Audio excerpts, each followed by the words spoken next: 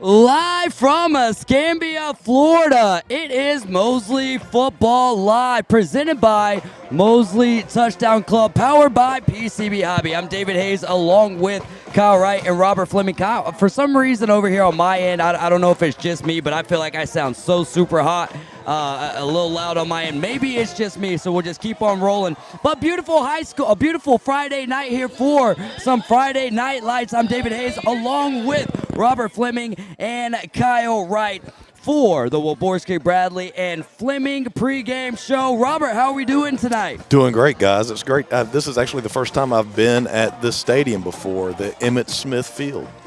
There we go, Kyle. I've been talking to you for way too long. It's like we were discussing on our way over here. Have me and him being in the same vicinity ever had dead air amongst us? Because the ride over here is just nonstop talking between the two. It's fun, man, and it's delightfully chaotic, as some would say. Hey, we're here in Escambia on the west side of Pensacola, Florida, 2.5 hours from the house. Some would say this is the best Gator team in the state of Florida. We're going to find out tonight. Shots fired from the Florida State fan, Kyle Wright. Robert, set the table for us tonight. Escambia, Mosley, Friday Night Lights, third road game in a row for the Dolphins here. Set the table for us. Yeah, and I actually think that this may be the most challenging road game that they've had. Navarre last week I thought was a team that played hard, that was disciplined, but I think that they didn't have the talent that Rickards had, and I don't think that they have the talent of an Escambia team. In Escambia, they come in 0-3, but they've lost to three really good teams. So West Florida, who's 3-1 this year, and they only lost by less than a touchdown. Niceville, who's Niceville, and then Bay High. And we know what kind of team Bay High has. And Bay High, that final score was 28-14, but Escambia was within a touchdown late in the game, and Bay High put on a late touchdown towards the end of the game to make it a 14-point difference. So this is a good team. This is a talented team. They're better than their record shows. I'm excited to see how Mosley comes out and responds to the challenge of having 3 straight road games, because it's a situation where you wonder if they're tired. You wonder if they're going to be as excited and up for this game as they have been, especially 14 to 18-year-old boys, young men. They see a team that's 0-3, and even though they know in their mind, okay, this team's better than that, you still wonder if that has an effect on how they come out to play tonight. So one of the big matchups I think that we have tonight is the Mosley interior offensive line versus the defensive tackles for Escambia. So the defensive tackles for Escambia, Andreon Battle, number 10. Keep an eye on him, 6'3", 270. You don't see this very often, but on Max Preps, he's their sack leader and their tackle leader. Oh, my goodness. At defensive tackle. So to put that in perspective, that would be like Cole Archambault leading the team in tackles. That's right. Well from the defensive edge position. Yeah, even crazier, because Cole is a defensive end, so this guy's defensive tackle. This would be like Chima. This would be like Chima leading the team in tackles, and so this guy, Top Chef Chima. That's right. And the one good news is that Chima's going to be back tonight, and I hear he's 100%. That's right. So Chima's back, and they're going to need him, because a Battle is, you watch him move. For a guy that's 6'3", 270, he moves very well. In fact, I saw him run down Bay High's quarterback last week. Wow. He had a little bit of an angle, but he scrambled, and we know what Zay is, the talent that he is. Zay scrambled out of the pocket, and Battle had a little bit of an angle on him, but he ran him down towards Escambia sideline. So, again, he can move in space. The other defensive tackle, number 55, Justice Payne, he's 6'3", 320. So he's even bigger than Battle. And so, look, every week, Mosley's had a different lineup, slightly different offensive line. So we'll see what they come out with tonight. But at right guard last week was Jace Jernigan, Jaron Jernigan at center, and then James McMillan at left guard. All of those guys I think have played well in spots this year. One of my things that I'm going to be watching, though, James McMillan, who I think comes off the ball well, flat back, hits hard at left guard, but he's 5'11", 210. So how does a guy that is that size, how is he going to match up with those big defensive tackles from Escambia? And is that going to be a challenge both in the run game, opening up holes for Sammy Chisholm, and are they going to get a push in JP's face that affects him throwing the ball? This pregame show is presented by Waborski, Bradley, and Fleming. I'm David Hayes, along with Robert Fleming and Kyle Wright, getting ready for some Friday Night Lights between the Escambia Gators and the visiting Mosley Dolphins. Kyle. Yeah, I mean, you were talking there about the offensive side of the ball for Mosley against this pretty stout Escambia defense. So one of my questions for you tonight was, how should Mosley attack Escambia early on? I think they're going to probably take a play out of the Bay High strategy last week. If you watch Bay and what they tried to do wide receiver screens to the outside. They tried to do some sweep and outside zone plays. So avoid those two defensive tackles and try to get outside with your speed. And that kind of plays into the way Mosley and Coach Whidden likes to call the offense anyway. He likes to do a lot of plays to the outside, whether it's, wide receiver screen to Adam Land or Fletcher Taylor or Carson Griffin. Get those guys the ball in space with room to move. I'd expect a lot of that. I'd expect also, a lot of Chisholm, but maybe Chisholm off tackle instead of right down the middle. How about 111 yards, I believe, for Chisholm last week? Did it feel like he hit that number? No, it felt like it was 2 and 3 yards at a time. When we've seen Chisholm, he's been really good at getting explosive plays. And that was the thing with Navarre last week is they just seemed to hold us. They just seem. We're going to go ahead and pause for the national anthem real quick.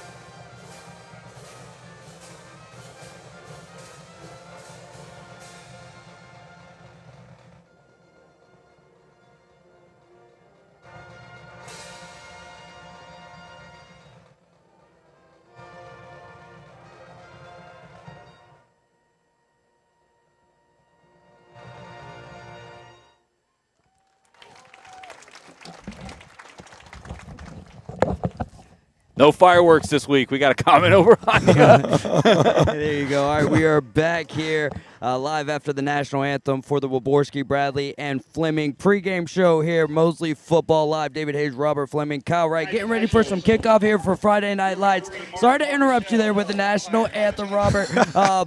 Hey, sorry. I get talking. You got to say, Robert, cut, stop. Yeah, I was trying, but we were using some unfamiliar hand signals there. But where did we leave off there?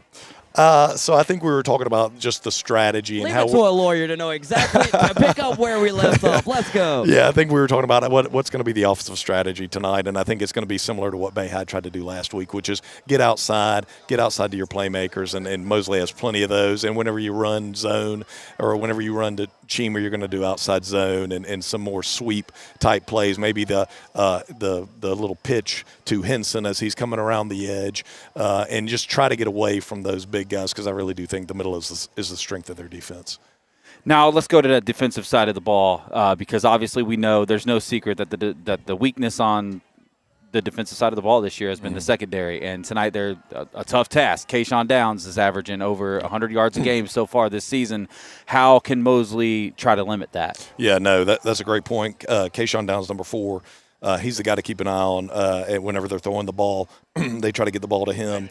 Also, they have 2 running backs, Jaquez Lutley, number 27, and number 3, James Simpson, who've had a lot of success. And Lutley's a little bit bigger. They run him a little bit between the tackles. He can bounce it. But they also like Simpson's a little bit more of a scat back, very quick guy that they like to get outside with the ball. And so it's going to be a challenge for them. And their quarterback, Billy Dunn, doesn't run the ball very well, but he can put the ball on his receivers. So he's a pretty accurate guy, 61% completion percentage. So, and it's going to be a challenge for Mosley's defense tonight, because Cole Archambault is out and Kingston Paul is out.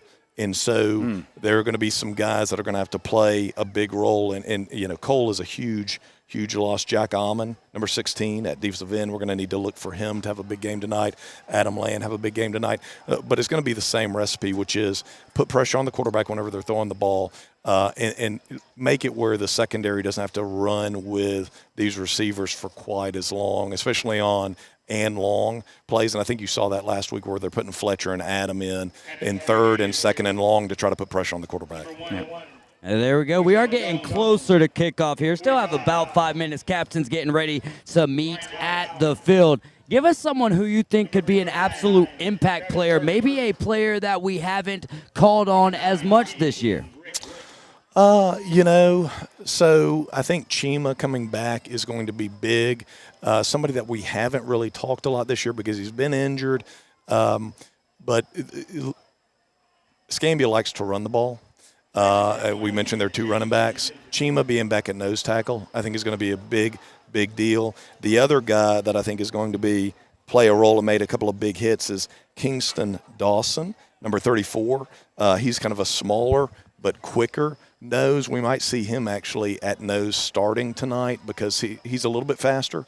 Escambia has a big offensive line, but they're kind of lumbering, not as quick on their feet. And so I think what they're hoping is that he can kind of get in there and get in between some, get in the backfield and make some plays. Another one, whenever you're missing a guy like Kingston Paul at corner, I'd look to see D. Gillis and Christian Brown, guys that we really haven't talked a lot about, but Christian Brown's coming back from injury. Look to see those guys step up. And then Dawson Reed, maybe. He's a freshman, number 15. He got the pick 6 against Rutherford. Oh, yeah. Yeah, and he's been called Massey 2.0, just a really electric player. I don't know how much he's going to play. I don't know how much he's ready for the varsity game, but he might be another guy that we see tonight, depending on the injury situation. I'm kind of excited here as the Escambia Gators in their neon green pants. Oh, no, that's just someone in a neon green or neon orange shirt. I thought it was their pants. I was like, oh, they'll be easy to spot tonight. They're coming down kind of like a Clemson-type walk here. They've got the Roman Reigns music playing in the background here. A little WWE action in the hometown of the Tribal Chief. Wrestle-palooza here. Robert, any closing thoughts as Escambia is making their way to the field and Mosley looks to run out of their own cheerleaders tunnel? Just nothing beyond what we've already really talked about. I think that this is going to be a close game. I don't think that this is in any way going to be a running clock.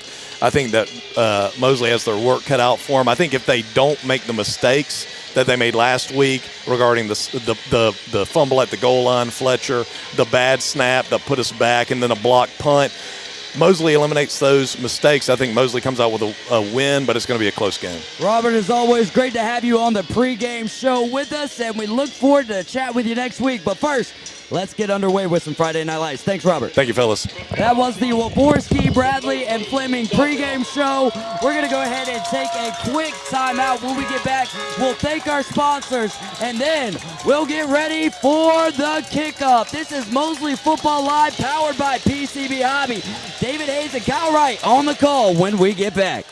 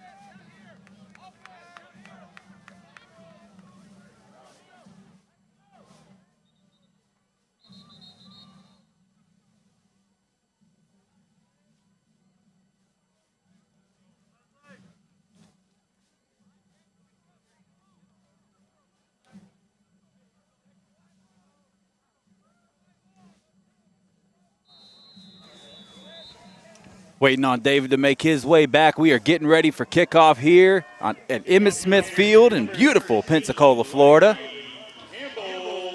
Mosley will be receiving the kick.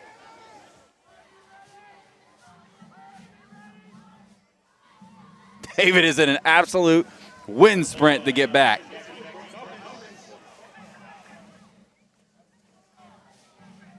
My man's running wind sprints, but we're here. Kick is a high pooch. Received on the far side of the field at the orange cleats. Let me It's say Adam Land. Let me save you a second here, brother. You're good.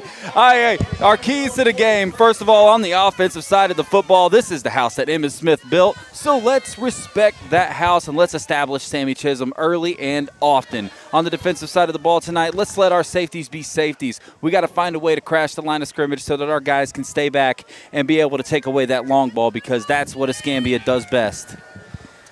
Thank you very much, Kyle. You're welcome, bro. Hey, the first time I've ever utilized your help there, like as far as get your breath. Might need a little more. Here comes JP Holsom back. We aren't young anymore, dude. No doubt, little 4.840 right there. Here comes JP Holsom back live from the 40-yard line from the far side of the field. I forget that we've got a camera there. Sammy Chisholm to the left of JP here. Two wide receivers out right. Fake over to Sammy. Sling it out to Carson Griffin. He's got to retreat for the ball. There you go. Makes a move. Back jukes at the 50. It goes out of bounds. Should have just enough there for the first down. Throw kind of behind Carson Griffin. Had to kind of catch it and spin and then put himself in motion. So not the best pass there to start off, but a great job by Carson Griffin making something, absolutely something out of a play that could have gone for negative yardage. And that first down was brought to you by Mr. Eddie's as the give to Sammy to the left of the line. He's got room. Ooh. He'll be taken out of bounds across the 40-yard line. Get it started early, get it started often. Sammy Chisholm. Last week we felt like he kind of had a little bit of a down week, and then we look at the box score, and it's still 24 carries for 111 yards. And it's just really impressive when you can think somebody had an off game and they still put up over 100 yards. Yeah, we were able to have Coach Whitten on the Sports Republic, and he said it was a sneaky 100 yards. Carson Griffin in motion from the left to the right. They're going to toss it to the left to Sammy on a crack toss. He'll put the arm into someone and get across the 35. That's just great blocking there by the Mosley offensive line. Kind of sealed that edge. Established dominance early. I like the up-tempo beat here. As Robert was mentioning, a little different starting offensive line. They've been piecing things together with the injury to Big Cheem. Two wide receivers over there to the right. Sammy Chisholm to the right. Fakes over there. JP pump fakes. Throws it up in the air. Dangerous. Oh, my goodness. It is intercepted at the 42-yard line, and the Gators will take over after a great play from the defensive back. Yeah, that's just, first of all, tips the ball, dives and catches it. So an absolutely incredible athletic play there from the defensive back. But just a play that, we talk about it time and time again sometimes, Dave, and you're going from a 3-year starter and Sammy Freitas, and this is JP Holsenbach's first year under center. Well, I guess we're not doing under center anymore, but you get his first year as a starting quarterback, no doubt. And it's just a mistake that you would expect from a young man.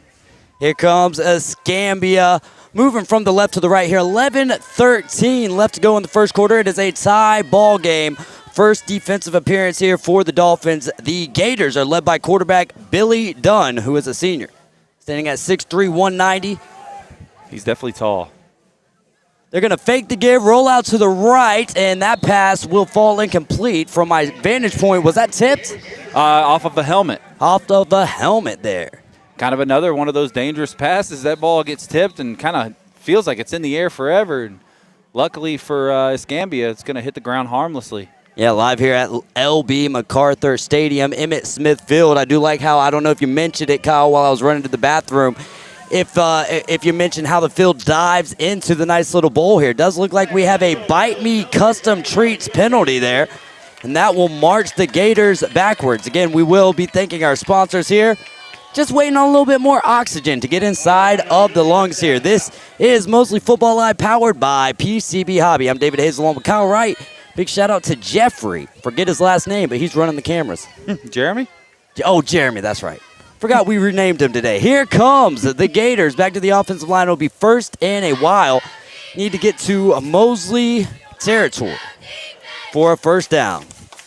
Man in motion. The quarterback looks over there to his left. It'll be a wide receiver screen. He's got blockers in front of him, makes a move, and gets into Dolphins territory for a first down.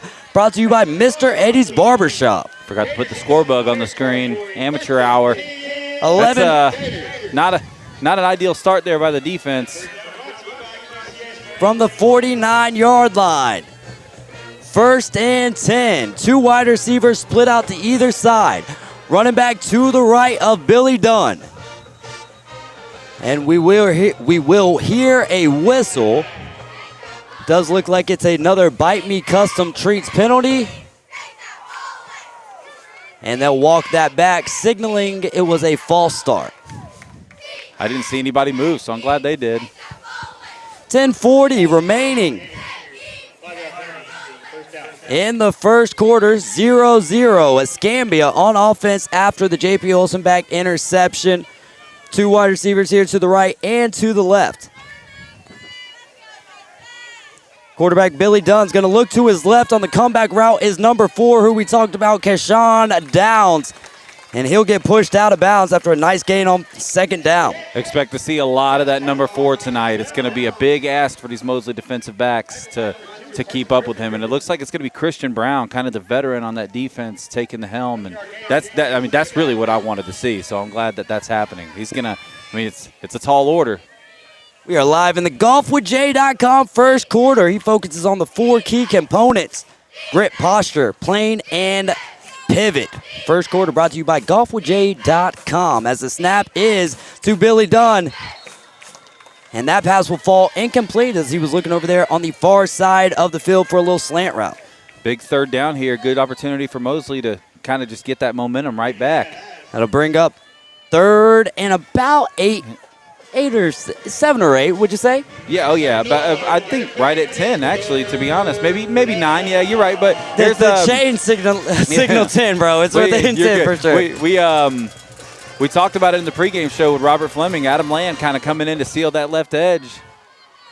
Split wide receivers to either side of the offensive line. Running back on the right of the quarterback. Dunn drops back. He's got time. Pocket collapses. Man on him. He'll go down. Will, He'll go down. Will, you better get down. Arboleta. 9:43 left to play in the golfwithjay.com first quarter. And the Dolphins will force a punt. Last week's Reliant South player of the game, Will Arboleta, making his impact known early on. Was Will Arboleta the player of the game, or was it Talon Moore? It was Talon Moore last week. I think it was Will Arboleta. Week two, Will Arboleta. Well, I was about to say I was just saying the wrong thing on the podcast if it was Will Arboleta. I thought it was Talon Moore with that long pick 6. The punter is set up just outside of his own 30-yard line, and set to return is Talon Moore. Standing around his own 20-yard line. It's going to be a line drive, end over end, little sidewinder bounce there, and it'll check up around the 24-yard line, and that is where the Mosley Dolphins will take over for their second offensive possession of the game. So here's the good news for Mosley is you kind of cost yourself there. Right? You gave Escambia the golden ticket, if you will, for lack of better words. You made the mistake. You know that it was on you. You were moving the ball very well before that interception. So you want to come out here. I wouldn't fix what's not broken. You just got to be a little bit smarter with the football. All right, here in the golfwithjay.com first quarter, we've got 8:59 remaining. Thanks to Arbor Properties, Cox Pools Commercial, Jessica Ling Insurance for making this happen. This is Mosley Football Live presented by Mosley Touchdown Club, powered by PCB Hobby. Carson Griffin from the left to the right. They fake. It's a little 180 for J.P. Olsenbach. Gives it to Sammy Chisholm, and he'll battle forward for a couple of yards on first down. Nice strong run there. Just kind of ran into a brick wall. But a positive gain. Keep it moving forward. That's all you want to see. Nothing crazy. Splitting the chains there. That was a better gain than what I envisioned here from our angle. Second and about 5 from the 30-yard line. Sammy Chisholm is standing on the right side of J.P. Olsenbach. You got 2 wide receivers out there. Jamarcus Halstead out wide. Inside of him is Carson Griffin, Fletcher Taylor, and Adam Lamb beside himself. J.P. Olsenbach shifts over to the left. It's going to be a direct snap to Sammy Chisholm, who takes a pop in the hat. He'll get near the 35, and that'll be good for Mr. Eddie's first down. Great run there by Sammy. took a big pop, still spun and fell forward, got the nice first down. Fresh set of downs for the Mosley Dolphins. Just keep it moving. From the 34, JP comes out. He's got Sammy Chisholm to his left. Carson Griffin checks with a side judge to see if he's on the line. In motion. From the left to the right, JP's going to toss it again to Sammy. Ooh, nice little nifty spin move. Stays on his feet, cuts inside a man. He'll get near the 40-yard line, right there at the 40-yard line to split the sticks to get on first down. I thought they blew that play up, and a great job by Sammy Chisholm to make something out of what should have been, I mean, absolutely nothing.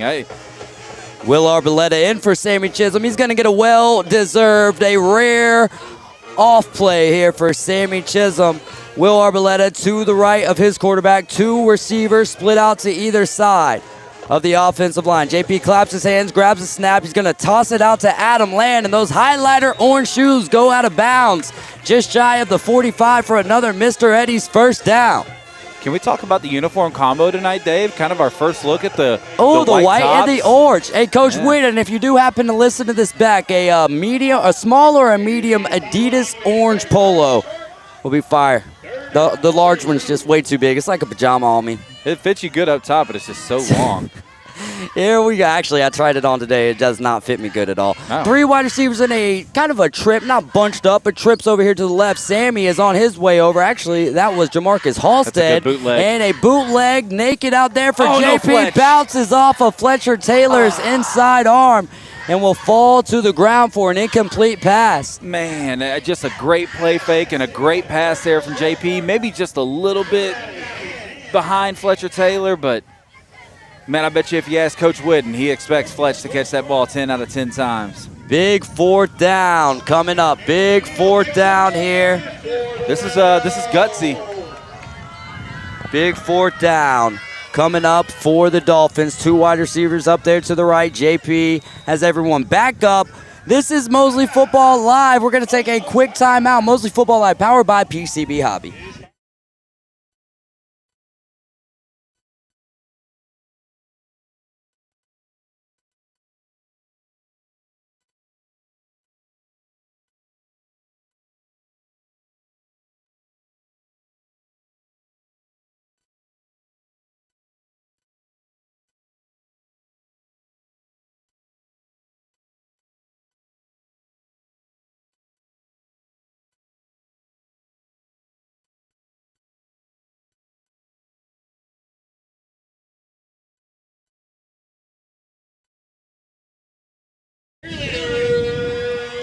We're back for a big fourth down. The Dolphins make their way back to the field. This is Mosley Football Live, powered by PCB Hobby. David Hayes and Kyle Wright on the call, and then they all retreat as they were headed to the line of scrimmage.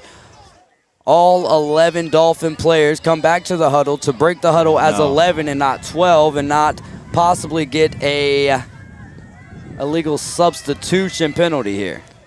Looks like maybe just a little bit of miscommunication on the play call. Coming out in the Wild Dolphin. This is that kind of thing, man. You're going for it on fourth down in your own territory. Wyatt Fleming comes in on the offense. Sammy Chisholm moves Fletcher Taylor and Adam Land heavy to the left. And they're going to run right behind him. Sammy Chisholm's going to be close. It's going to be oh so close, depending on the spot here. They gave it to him. They are giving it to him. That will be another Mr. Eddie's Barbershop first down. Thank you to Panama City Moose Lodge, 1389 Reliance South Construction, Steverson Air Conditioning, and Whitehead Plumbing for making this broadcast possible. We're in the golfwithjay.com first quarter, underneath 7 minutes, tie ball game. It's that kind of thing, man, where if you get it, you're a genius. If you don't get it, you're crazy, you're dumb. But either way, it's crazy. JP on a quick little comeback to Carson Griffin, and the defender knocks it away. That was number 8, Daniel Johnson on the defense. That Wild Dolphin has worked out in the short yardage situations a lot this year.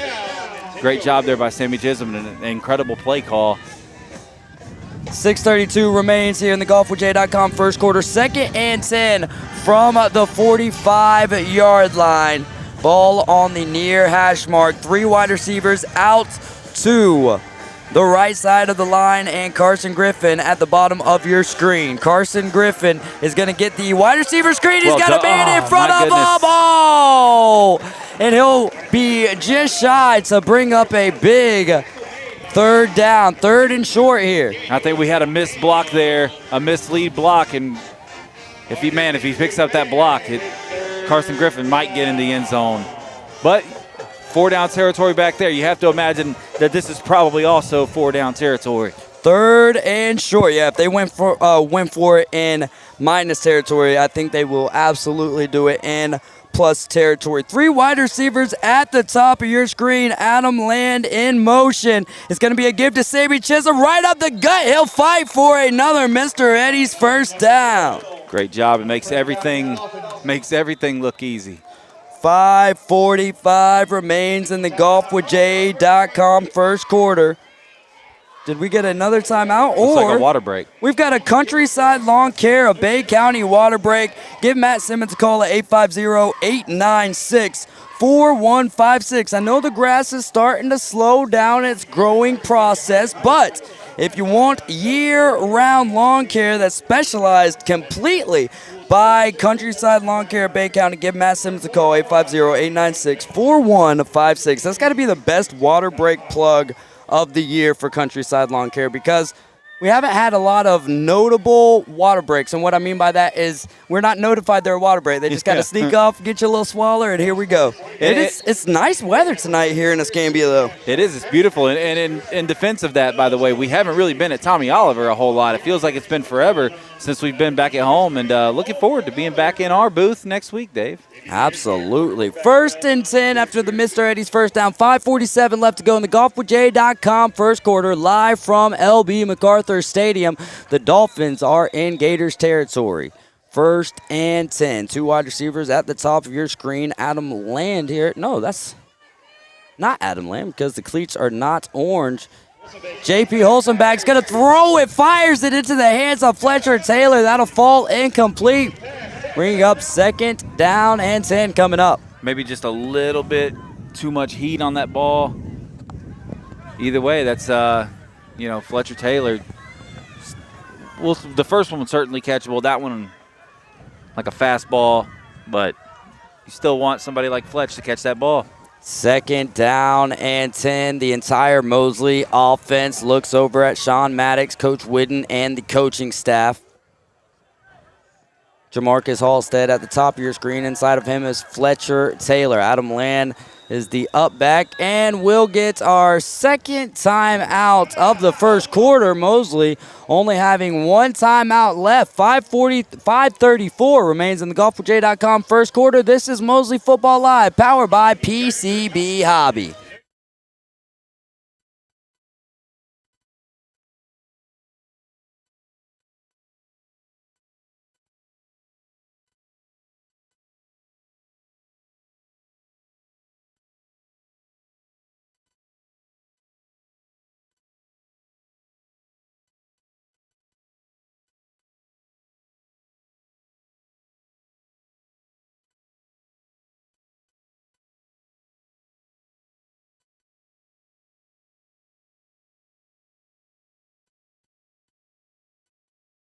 Mosley offense back on the field. 5:34 left to go here in the golfwithjay.com first quarter. Email him directly at jhendley80. That is jhendley80 @gmail.com. He's got 19 years of experience, and he told me that if I don't get at least 2 people to sign up for his lessons by the end of the season, I have to pay for his sponsorship. So let's get 2 people out there. Here we go. 3 wide receivers to the top of your screen and a lone receiver at the bottom, Carson Griffin. JP's eyeing him the whole way on the comeback route. Carson Griffin comes, finds it. He escapes with a juke to the right and spun down inside the 30 for a Mr. Eddie's first down. Thought he may have stepped out there around the 29, but ends up keeping his feet in bounds and getting a couple extra yards. Great job there. Telegraph throw, great communication, right on the money. There was no question that ball was going to anybody but Carson Griffin from the start. Thanks to Dermatology Associates, Skin and Cancer Center, Rosemary and Thyme, and Sonny's Barbecue for being our food sponsors here for the Mosley Dolphins. Jamarcus Halstead in motion. He'll be tight on the left side. Fake give, naked bootleg, and we've got Adam Land open. JP puts the brakes on him, but will lose an edge and fall down for a loss, and that'll be considered a sack. Kind of the same play that we saw earlier. This time, Escambia had it sniffed out, unable to kind of get any separation. Nobody able to get open downfield. That's a big loss. That'll take Mosley from the Gators' 26-yard line as we're underneath 5 minutes in the golfwithjay.com first quarter to outside the 35-yard line to about the 37, making it second and 21? Well, around. Yeah, 17. And we've got our final timeout by the Mosley Dolphins in the first quarter. And that is intriguing. That is somewhat interesting. 4:26 remains in the golfwithjay.com first quarter. This is Mosley Football Live, powered by PCB Hobby.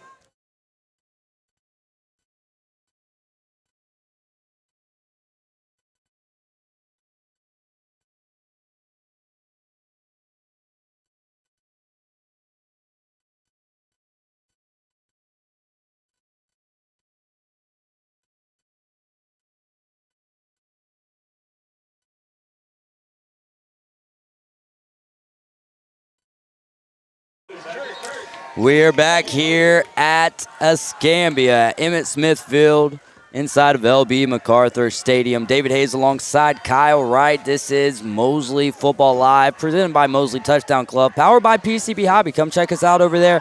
We sell fun, comics, coins, sports cars, TCGs, in-store or online with eBay Live. Here come the Dolphins on second and about 21 or so. Need to get the ball near the 15-yard line. Jamarcus Halstead is in motion from the right to the left. A gift to Will Arboleta, and he is still going. Drugged down near the 30-yard line. That'll be a positive gain on second down to bring up third and about 15. Got maybe about half of it back right there. Makes it a third and a little bit more manageable. You got to think that they'd like to at least cut this in half for a manageable fourth down attempt. Interesting strategy. Yeah, no, I don't know if it's strategy. It's not, I mean, situation really more than anything to not have any timeouts with 15 minutes of game time left here in the first half. It's you kind of hope that kind of thing doesn't come back to bite you at some point. Third and 15 here. Carson Griffin now in motion from the left to the right. They'll set up trips over there. JP drops back 3 to 5 steps, slings it. Flag flies. Carson Griffin, I believe, on the reception over there, but we do have a flag flying in the area of holding. But think JP's moving forward. We'll see. They might get us for an ineligible man, or oh no, looks like a hold. That's tough. Yeah, normally when that flag flies towards the line of scrimmage, they're throwing that flag in the area of what they saw, and that would be holding. So wasn't too surprised there. That'll negate the nice play, the nice little pitch and catch there, and backs them up. So now they're outside their 40-yard line. It is third and Pensacola here, Kyle. Darnell Mobile.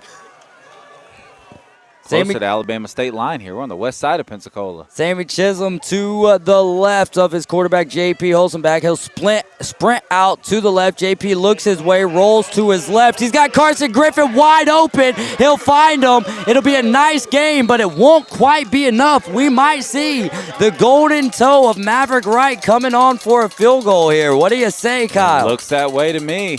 Number 90's trotting out. This is makeable. This will be one of the longer field goal attempts we've seen him attempt, if I'm not mistaken. The first one of this year for sure. No, he's 0 for 1 this year. You're right. Yep. From the field goal. It was about, so what's this? This is going to be about a 40-yard field goal here, about 42 yards or so. Yep. And this time, we're going to get a timeout from the Escambia Gators. I tell you what, if you were a timeout sponsor tonight, Countryside Lawn Care Bay County, you'll get the love since there's less water breaks than anything else. Matt Simmons, 850-896-4156. He's looking for good help. He specializes in the complete year-round lawn care of homes and businesses. Give Matt Simmons a call. Countryside Lawn Care Bay County. This is Mosley Football Live, powered by PCB Hobby. We'll be right back.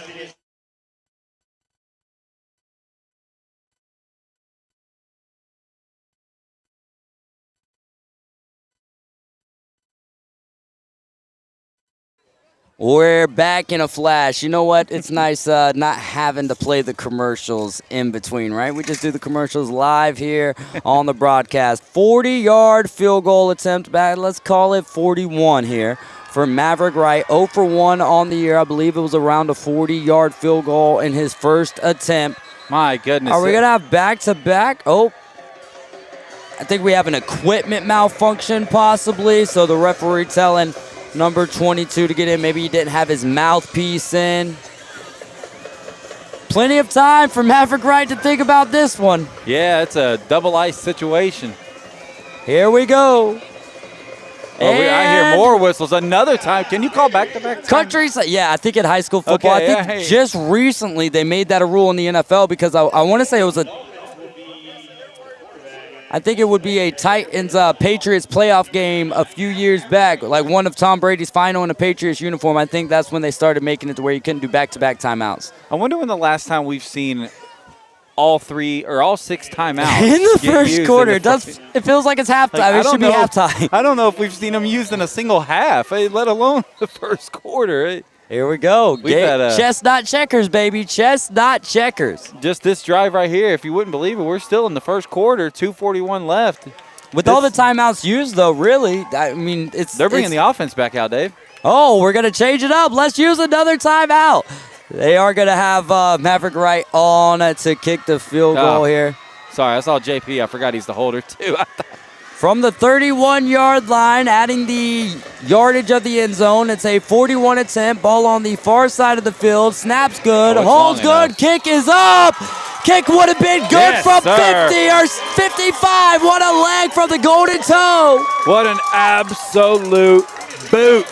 That's why we call it the Golden Toe, and he is now 1 for 2. Attaboy, Maverick Wright through the uprights for the Dolphins to take a 3-0 lead as we get ready for the ensuing kickoff. 2:36 left to play in the golfwithj.com first quarter. This is Mosley Football Live, powered by PCB Hobby.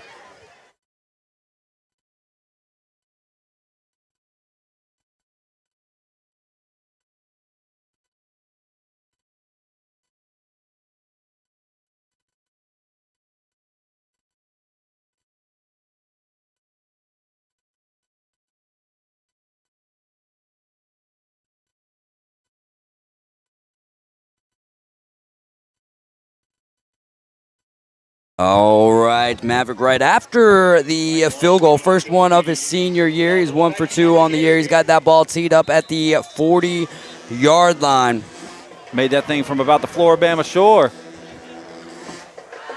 29 kickoffs this year going into this game, 10 of them going for touchbacks. A total yardage of 1,496, and that one is high, end over end. Picked up at the 10. Escambia trying to go up the gut of the field. They will be stopped just after crossing the 20. Made a comment there in the pregame show, Dave, that this might be the best Gator team in the state. I can tell you for sure this is definitely the best Dolphins team in the state. As a Dolphins fan, I guess you are entitled.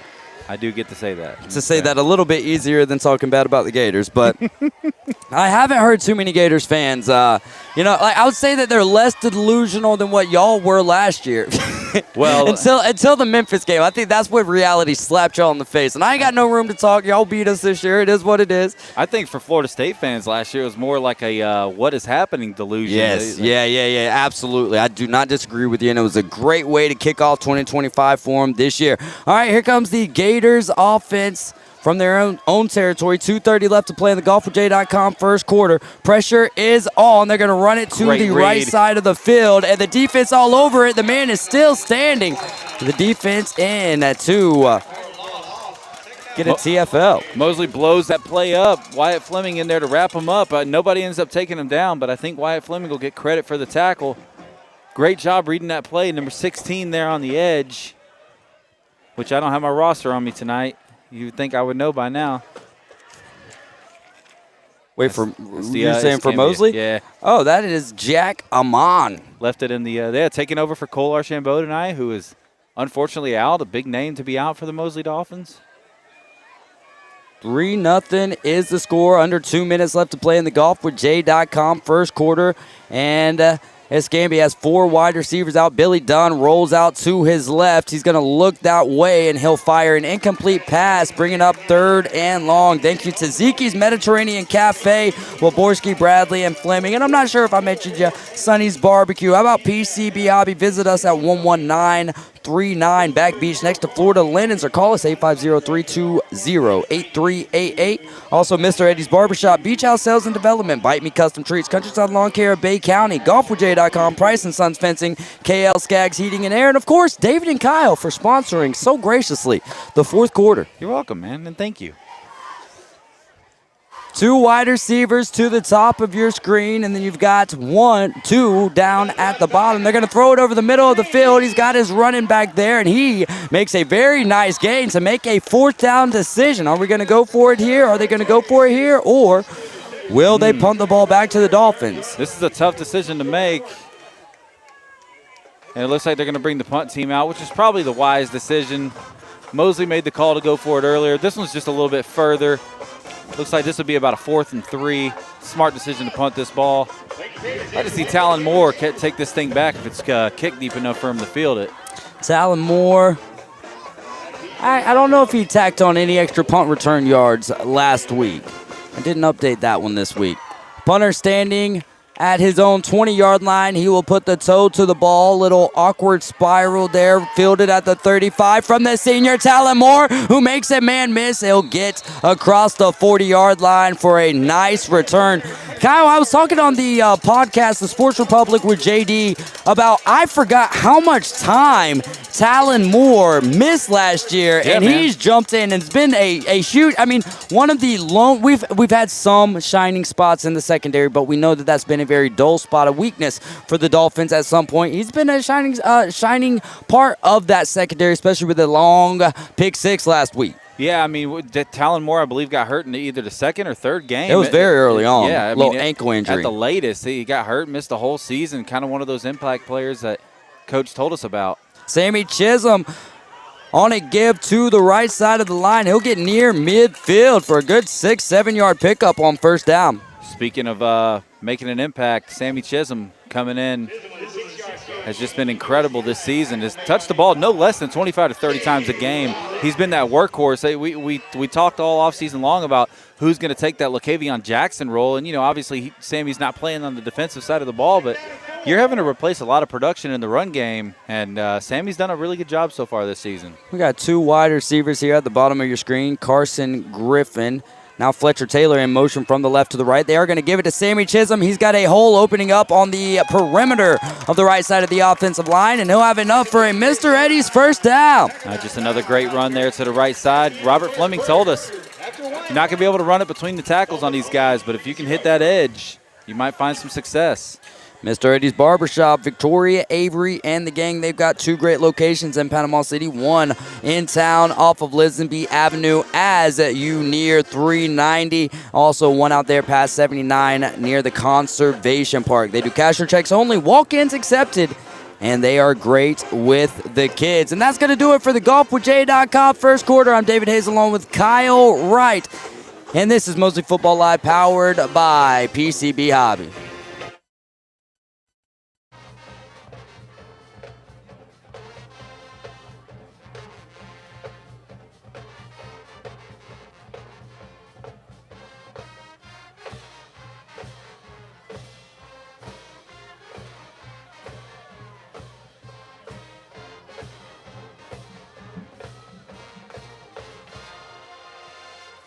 We are back for 2nd quarter action, brought to you by Price and Sons Fencing. Call Zach Price, 850-276-0141. Their fences stand the test of a time. 1st and 10 after we flip sides of the field from the 45 in Gators territory. The Dolphins drive. Pump fake to the left. Going to throw it up to a wide open Adam Land. And he will be at the 5, knocked out inside of the 5. Great route ran by the tight end and a great toss from J.P. Holsenbeck. Did I ruin that, Jeffrey? Did I say? Okay. A great pass, a great catch, a great run. I thought he may have gotten in, but they're going to mark him down right there around the 2-yard line. Dave, I'll bet you a couple couple pennies here that this ball is going to go to 4. I would like to agree with you there, sir. 2 wide receivers out there to the left. The furthest out there is Carson Griffin. Inside of him is Jamarcus Halstead, and they're going to give it to, guess who? Number 4 right up the middle, but he might be stood up. No, it is the arms of the officials going up into the air, signifying touchdown. Brought to you by Beach House Sales and Development, the Gulf Premier Real Estate Group. 9-0 Mosley. I should have hit that. Let me hit. Hold on 1 second. Gotta hit. I hit it for the touchdown. We got to hit it for that just absolute for the field bomb goal earlier. Yeah, no doubt. That thing would have been good off the toe of Maverick Wright from about 50 yards. It was a 41-yard field goal as it was. As he sets up for the point after attempt, J.P. Olsen back on to hold, and the referee comes in. I'm going to hear that whistle in my sleep tonight. Bite Me Custom Treats does not get a shout out right there, do they? Or did they? 11:44 left to go here in the Price and Sons fencing second quarter. 9-0 pending the extra point attempt from the Golden Toe. Great drive there from Mosley. A big play caps it off. Little bit of confusion for Escambia. 9-0. Snaps good. JP gets it down, and the Golden Toe puts it through end over end. 10-0 with 11:44 left to go here in the Price and Sons fencing second quarter. This is Mosley Football Live, powered by PCB Hobby.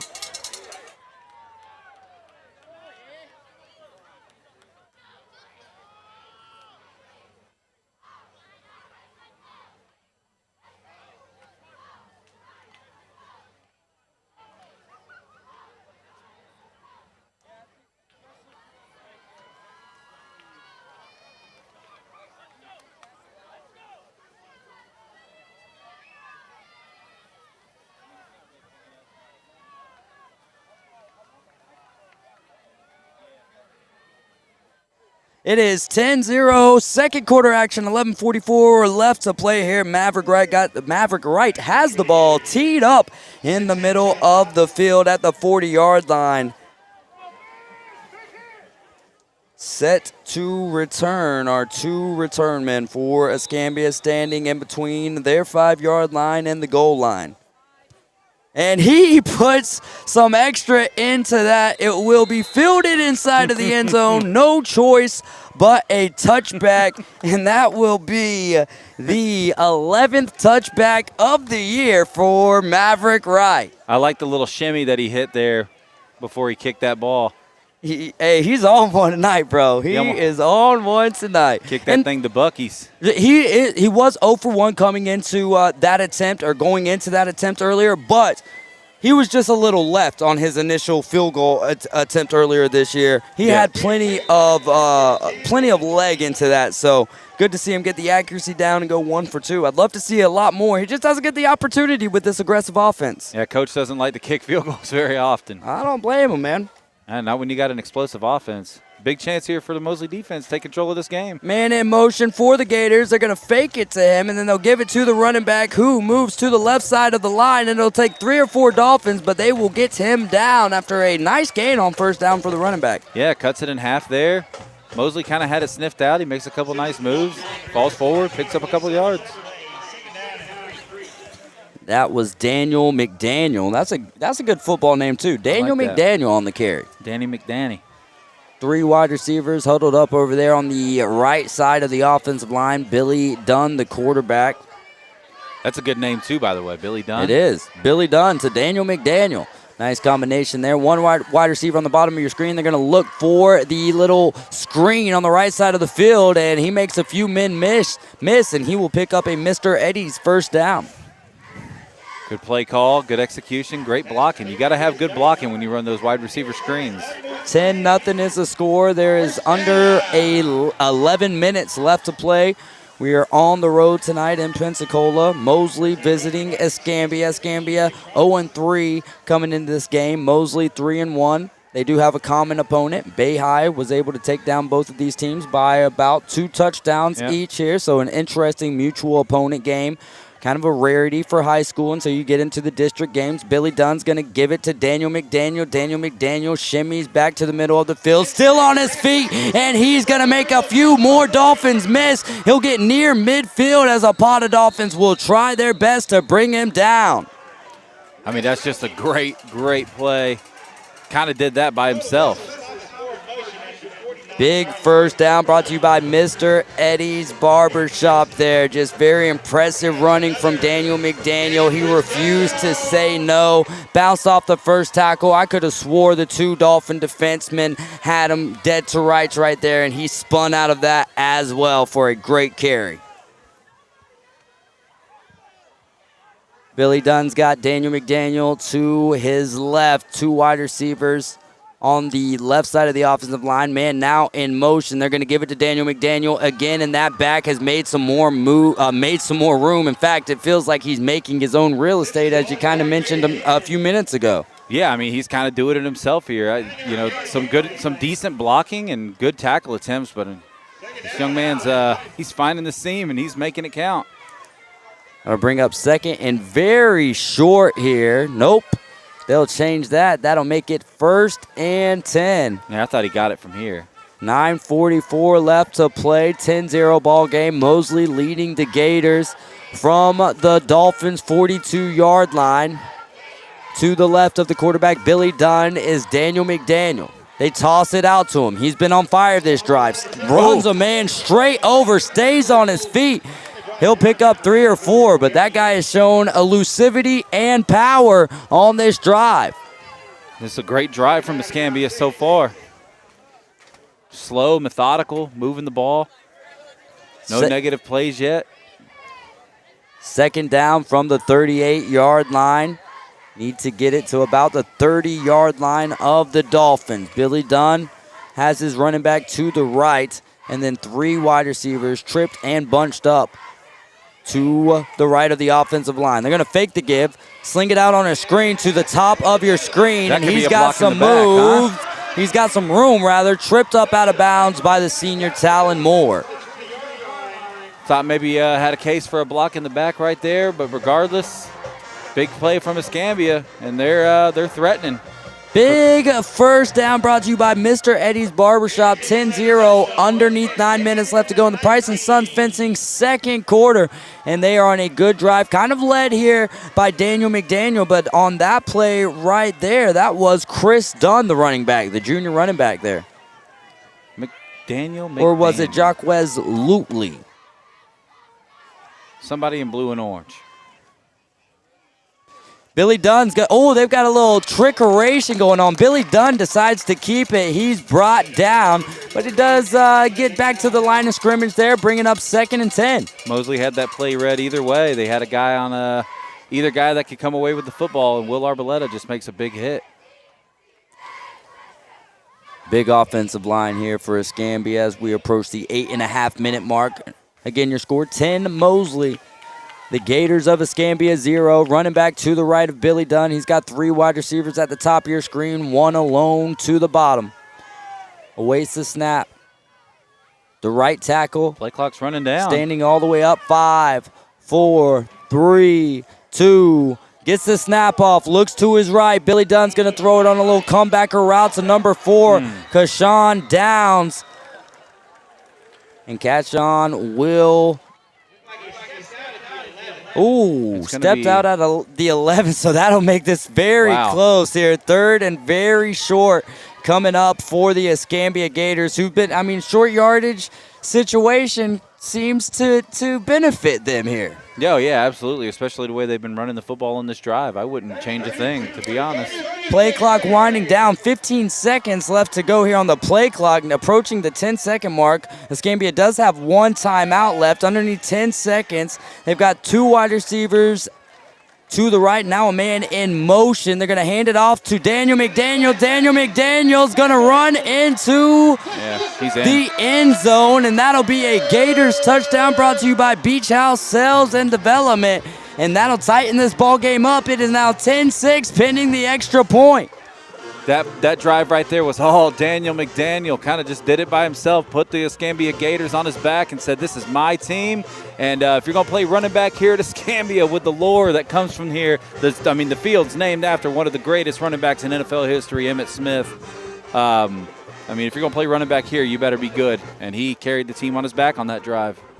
Little trick play set up from Escambia. They have 20 seconds on the play clock, and they're shuffling some players on and off the field. Looks like they are going to set up here for the extra point attempt. It will be Riley Campbell, the senior kicker, on to attempt. 10-6 is the score. Snaps good, holds good, kicks up. And it is good. It is 10-7 with 7:57 remaining in the second quarter, brought to you by Price & Sons Fencing. David Hayes and Kyle Wright here on the call. This is Mosley Football Live, powered by PCB Hobby.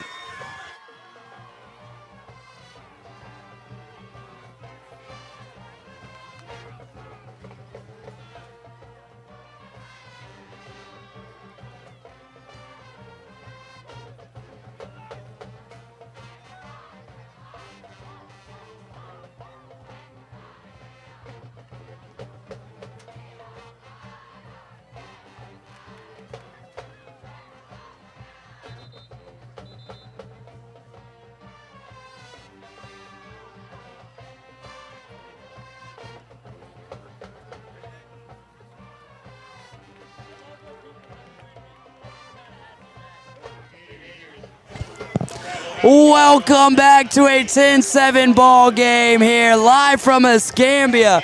It is 10-7. The Dolphins have the lead, but a touchdown drive by the Gators tighten this ball game up. Daniel McDaniel was absolutely lethal on that drive, and the Gators have it teed up at the 40-yard line, kind of on that far side hash mark. I believe Riley Campbell on to kick it deep as well. Yeah. But they have two. Oh, never mind. They have two guys right there around the ball. I thought they were getting ready to kick it. It's going to be high. It's going to be to the near side of the field. And it's going to be Adam Ladd who gets on his giddy up. He'll go across the 40-yard line, and that'll be favorable starting field position for the Dolphins with 7:50 remaining in the Price & Son Fencing second quarter. The Dolphins have had all good drives in this game so far. They've had the ball 3 times, and they should have scored on the first one. Unfortunately, a costly interception ended that drive, but a self-mistake, really, more than anything. A great athletic play, of course, but it was a mistake. It was a mental mistake. And other than that, you kick a nice long field goal that followed a nice long drive. And then, of course, you had the really impressive touchdown drive. So for Mosley here, it's just kind of don't fix it if it ain't broke. Trying to recall that play in my mind, it was a great play by the defensive back because that's why JP put the air under it that he did, expecting him to kind of cheat in on it, and the defensive back just made a great play. And, yeah, I think Coach Whidden and Sean Maddox will tell him as JP rolls out to the right, stops on a dive, face mask, yep, and it is picked up. It was a very clear face mask. You saw JP's neck just kind of rip there. Back in the day, that might have been an incidental face mask, right? A little 5-yarder, but counts all the same these days. Which is a kind of a penalty that I'm glad they did that with because it was hard to kind of decipher that. Yeah, how do you tell if it – exactly. But it's also one of those things like, you jump up and like your hand your hand just finds their face mask accidentally, sometimes. But no, I get you. It's very hard to call something incidental. And the less discretion or, objection we can give officials, I think, especially at the NFL level. No doubt, yeah. I mean, especially with sports betting being as big as it is now, Vegas runs the sports world. So, yeah. As much as we'd like to admit they don't. Are you saying things are rigged? Because I'm still saying no. I'm not going to say that they're rigged, bro.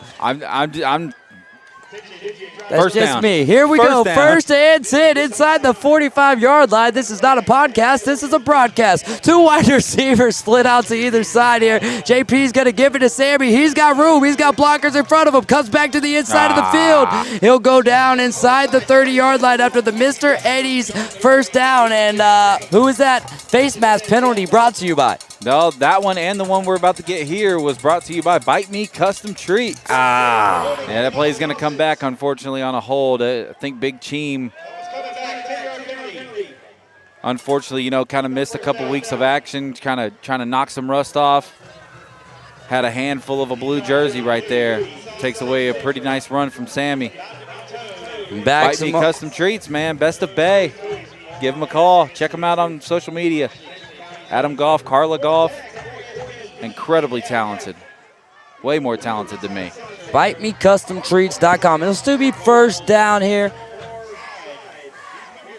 First and about 14 or so. Ball at the 47-yard line of the Gators. There's 7:13 remaining. Adam Land in motion.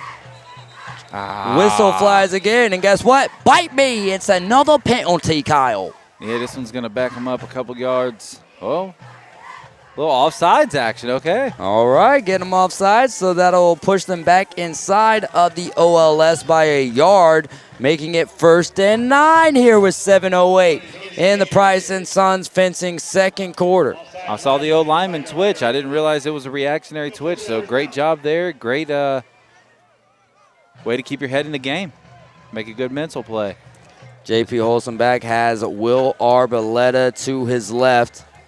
Carson Griffin wide out to the left. Inside of him is Jamarcus Halstead. Adam Land at the tight end position, and a step or so to his right. Behind him, now in motion, is Fletcher Taylor. They sling it out to Fletch. Fletch has a couple of blockers in front of him. Makes a move back inside to the inside of the field. He'll get across the 30, near the 25 for a Mr. Eddie's Barbershop first down. You know, I talked a little bit earlier about the inexperience of JP Holstenbach kind of coming into play on the interception. Well, right there, man, it's just he shows a lot of maturity on that play, because when somebody drops 2 passes in a game, it's easy for a young man to not want to throw the ball back to him. And Fletcher Taylor has made it, missed a couple of opportunities in this game, and JP not afraid to put the ball right back into that number 0 on his chest. We've got a timeout with 6:33 remaining here in the Price & Sons fencing second quarter. Hey, you know what? Get your yard cut up by Countryside Lawn Care of Bay County after Matt Simmons is done. After you call him 850-896-4156, then you can get a fence put around that freshly cut yard. What do you think about that, Kyle? It smells like freshly cut grass. That's what made me think of the Countryside Lawn Care. That's what I thought. I thought you were pointing at somebody, but I do smell the freshly cut grass out here, and it smells really good. I actually was. That's Sean Williams' dad over there, and I thought he was looking over this way, but he wasn't. So maybe when he goes back in.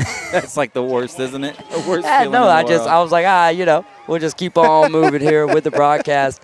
We've got 1st and 10 inside the 30-yard line. Dolphins driving. They lead 10-7 with 6:33 left to play in the Price & Sons fencing second quarter action as we approach halftime. Kyle, a little sad, aren't we? The sound of the Southland is not with us this week. Yeah, for the second week in a row. And, you and I talked last week. We're like, man, it feels a little off, doesn't it? Just feels a little weird. And we figured out why kind of late in that game, and you feel it again this week. I missed the band. 3 wide receivers to the right here, and JP Holstenbach under fire, but he's going to toss it. It's Jamarcus Halstead, or is that Carson? That's Carson Griffin at the top of your screen. Makes a nice adjustment, slows up a little bit into the end zone after the strike from JP. Ball thrown just a little bit behind him, but Carson Griffin makes the adjustment, catches the ball, and toe taps into the end zone. He kind of makes that double move when he's running that route. It was nasty. Good move put there on the defensive back, put him on the old Sonic car hop skates, and finds his way into the end zone for a Mosley touchdown. Hey, there we go. From another extra point attempt here from our guy, Maverick Wright. Scores 16-7, pinning the extra point. 6:26 remains here. JP, the holder, snaps good, holds good, kick is up, and it splits the upright. 17-7 is your score with 6.5 remaining in the half. This is Mosley Football Live, powered by PCB Hobby.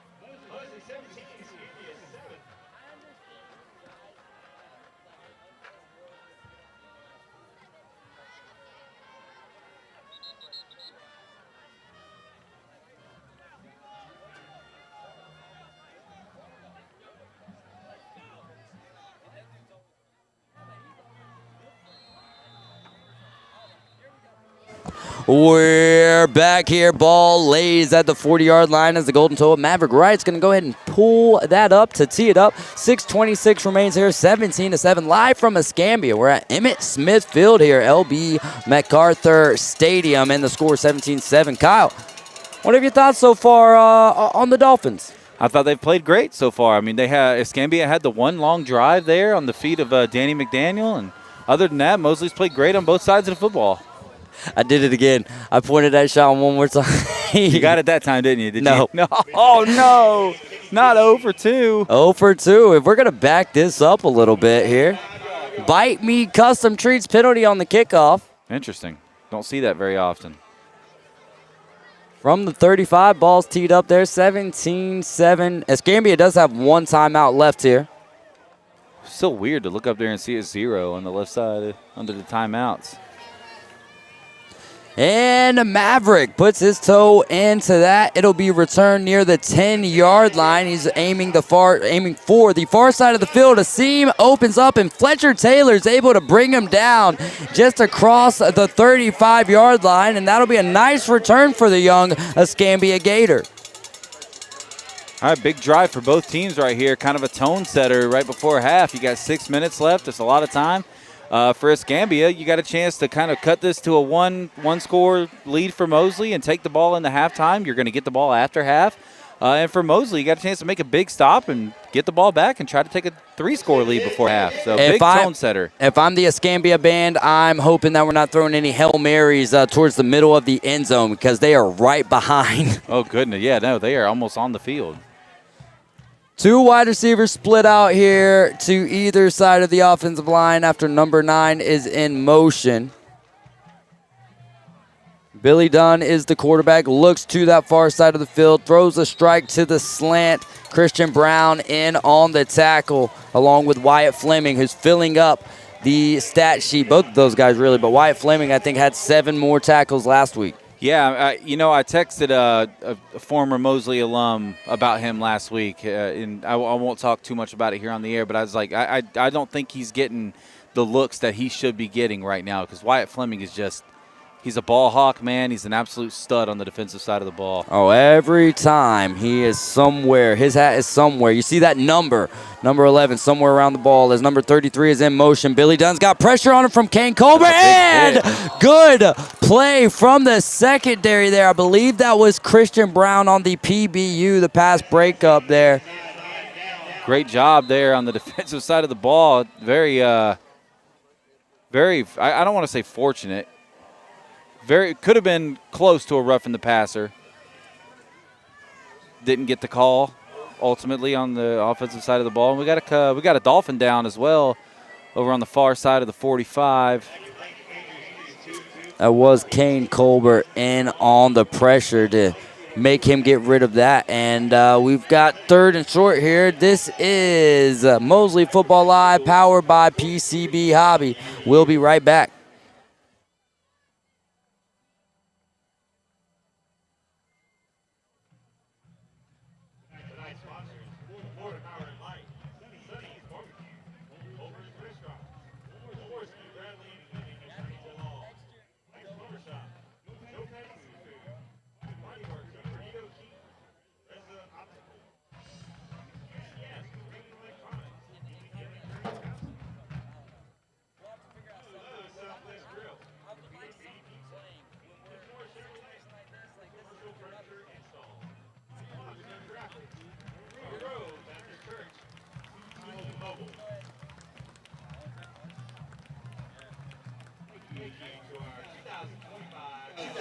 We are back as Carson Griffin was the Dolphin down on the field. He's walking off the field on his own power, so looks like everything should be fine. Maybe a slight limp, but I don't want to do any guesstimating on that. Speculizing, no speculizing on that as the Gators have a big 3rd down coming up, and I think they might maybe the White Hats stepping in. Yeah, they're stepping in so Carson Griffin can get off the field because, I mean, the Mosley defense was ready to go. Wyatt Fleming's barking out orders, and the Gators offense looked like it was ready to stop the ball, so they had to step in for player safety reasoning. It's a big injury on the Mosley side of things, and you hope he could be okay. maybe just got the wind knocked out of him right there. He did hit the ground pretty hard, making a great effort for that football. 3rd and short. Pressure looks like it is coming from the Mosley defense. And then also Coach Golden down there jumping around, maybe trying to get him to back off the pressure, come a little bit further outside. Billy Dunn, he's going to have to scramble, trying to get to the first down. Big hit there by Wyatt Fleming, but I think he will have enough. He will have plenty enough there for the first down. Underneath 6 minutes left to go in the Price and Sons fencing second quarter, 17-7. Mosley leading. A little bit of an awkward scramble right there, but he ends up getting the job done, getting the first down. I think he expected pressure to come off of this right side, and when it didn't come as quickly, he was like, all right, whatever, I'm out of here. Looked like one of those Joe Burrow scrambles, you know. He's not going to be the fastest or the most athletic in the world, but when he scrambles, he makes the most of it. That first down brought to you by Mr. Eddie's Barbershop, as they're going to give it to big number 27, Lutley, and he will fight for every yard, and he'll pick up about 4 to make it 2nd and 6 here. Time winding down underneath 4:57. It's going to back up 10 yards, though, from where that play started. Bite me custom treats on the penalty. Unless they're calling this against Mosley. We will see after the discussion, and looks like they will be walking it back towards the Gators line of scrimmage, which would indicate that it is against the Gators, where the flag is there as well in their backfield. Yeah, it looked like it was in the area of holding. It definitely looked like it could have been a holding penalty. They're asking Coach if he wants to decline it. Looks like he wants to. Why wouldn't you want the yardage here? Yeah, especially with them being near midfield. There's still plenty of time on the clock. It's only a 10-point lead here. So that'll make it first and about 15 here. Ball back in the Gators have the ball back in their own territory, led here by Billy Dunn, the senior quarterback, standing at 6'3", 190. He's got 3 wide receivers to the bottom of your screen and split tailbacks on either side of the quarterback here for a 1st and 15. They're going to give it to Daniel McDaniel, I believe, and he will be stopped at the original line of scrimmage to bring up 2nd and 10. Escambia, they can kind of do whatever they want here. Mosley can't stop the clock. 2nd and 11. DJ McDaniel comes off the field. Lutley's going to be in the backfield along with Latarion Union. Dr. Noble's got Carson Griffin running some sprints up and down the sideline. That's a good sign. Split wide receivers here for the Gators. 2nd and 11. Billy Dunn's got a running back to his right. 2-step drop, looking over the middle of the field, and Talon Moore steps in and says, no, sir, not today, to bring up 3rd down. That's a big hit, big statement hit by Talon Moore, and this is a huge, huge 3rd down. Watch the screen pass, Dave. We've seen the Mosley defense kind of get burned on some screens this year on 3rd and long. 4:08 remaining in the Price and Sons fencing second quarter. 17-7. Mosley leads. Big 3rd down here for Escambia. Carson Griffin back on the field, by the way. Billy Dunn drops back, looking to the right side of the field. Has a man. It'll be very close. I think he's short. Wyatt Fleming spins him down. It'll depend on the spot. I think it's a favorable spot for. Oh my. Wow. Okay. Well, he left steps right onto the. That's a Mr. Eddie's Barbershop first down. And shout out to, how about North Bay Haven, man? 2 weeks in a row, putting up a lot of points. Shout out to the quarterback over there, Caleb Muzinski, and to Coach Trenton Edwards, and to J.D. Muzinski as well. Big Dog CT here to say hi. I'm going to have to catch up with him at halftime. Hey, there we go. 1st and 10 here for the Gators. They're going to give it off to Daniel McDaniel, and he'll be stood up by a pod of Dolphins, but pushing forward for every yard that he can. Underneath 3.5 to play in the first half. It's 17-7. Like we said there, Dave, this is that moment where Mosley can't really stop the clock. Escambia kind of controls the narrative right now.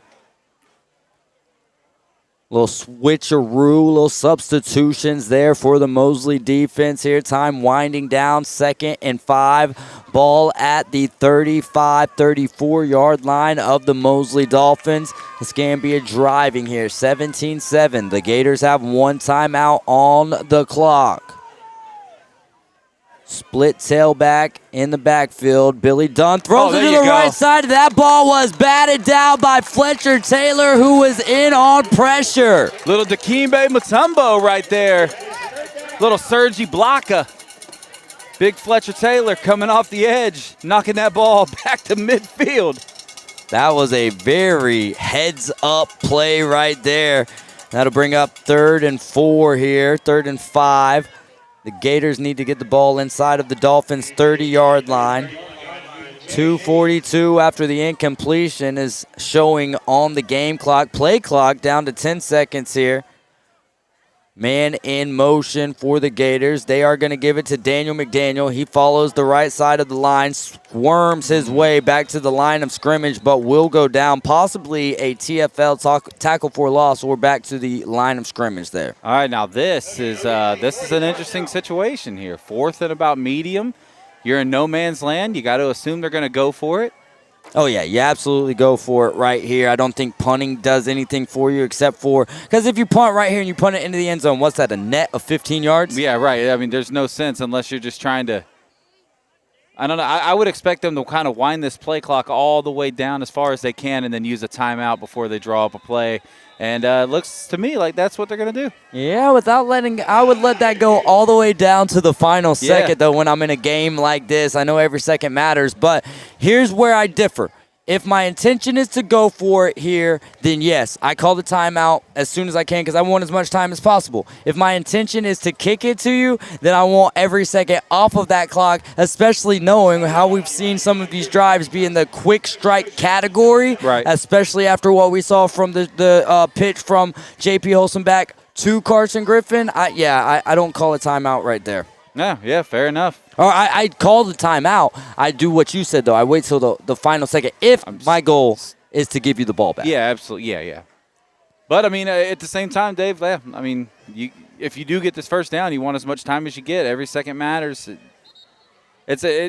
Some people think it's easy to be a coach, and I will say, like, that situation right there is exactly why that's untrue. This isn't even an easy decision in college football 26, so let alone in a high school football game. Come on now, there's a lot more variables on the line for a real-life game here. 4th and 5. And it does look like the Escambia Gators offense is coming out to go for it. DJ McDaniel is in the backfield, and I can't see the quarterback, Kyle. This might be just give your best player the ball and see what happens. That's exactly trickeration, and Talon goes up to spoil the fun. That'll be his 3rd interception of his senior season. Talon Moore, absolute ball hawk on the defensive side of the ball. And Mosley's going to get the ball back with some time. No timeouts, but the way we've seen them put the ball downfield tonight, I wouldn't be surprised if they can do something here. 1:56 left. That was a great play from the safety position there because Daniel McDaniel's been running all over the field tonight, right? And then you see him in direct snap position. And for Talon Moore just to kind of hold up, pause a second, and read that. That was very nice as they tried to hit the Tebow Gator pass there from the backfield. Easy to bite on a play like that when somebody's been running the ball the way they have. 17-7, less than 2 left to go in the Price & Son fencing second quarter. JP grabs the snap. He's going to throw it out to Fletcher Taylor. Fletcher Taylor's got room down the sideline. He'll get into Dolphins territory across the 50-yard line, and he is coming up hobbled, going back to the field for some reason. Got to make a substitution here. Come on, let's. All right, here we go. And that is good for a Mr. Eddie's Barbershop first down, 17-7. Mosley out of timeouts. We've seen quick injuries to Carson Griffin and to Fletcher Taylor. Fletcher Taylor down here on our sideline as he's chatting with the staff. J.P. Holstenbach looks to his right the whole time. He's looking for Adam Land. Adam Land is not able to make the catch. J.P. Holstenbach beating up on the chain gang over there. Yeah, I mean, Dropped and changed, made the catch, man. 2nd and 10. See some effort out there. 1:45 left to go in the first half. 10-point ball game. The Dolphins lead the Gators 17-7.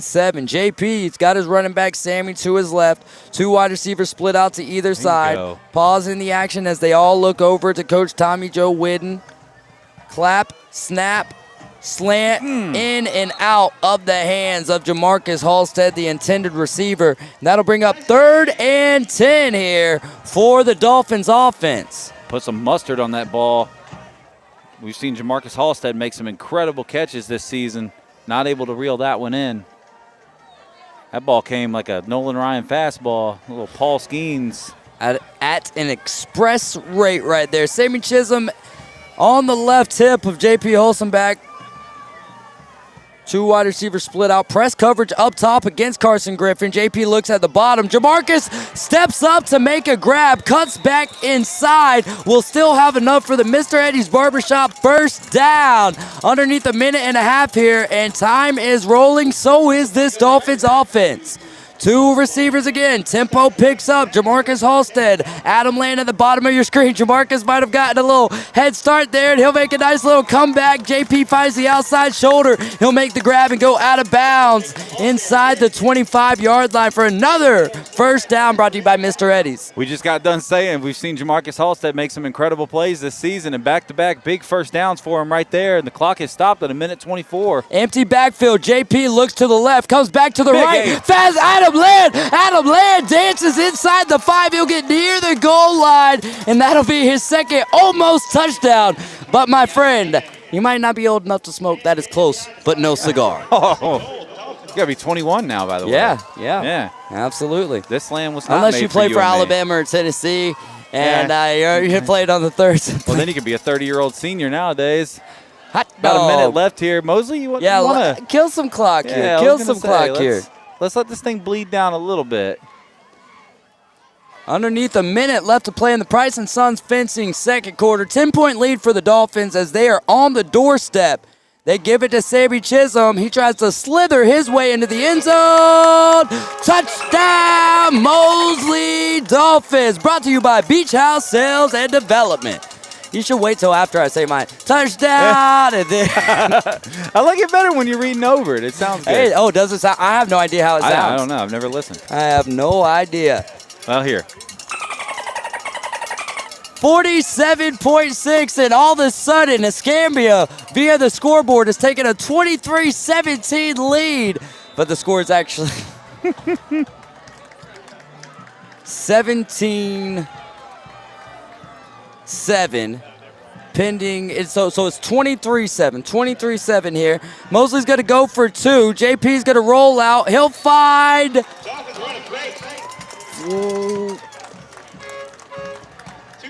I did not see it.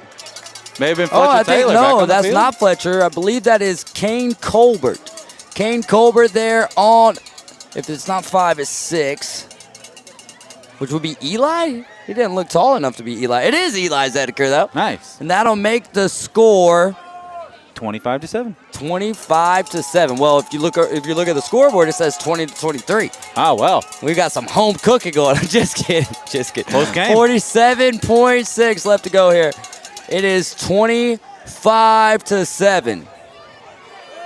They have the time right, though. 47 seconds left on the clock. No timeouts for either side. Going to be interesting to see how Escambia approaches this drive here. Do they try to put the ball downfield a couple times? Do they kind of just count their losses and know they get the ball after half? It'd be interesting to see.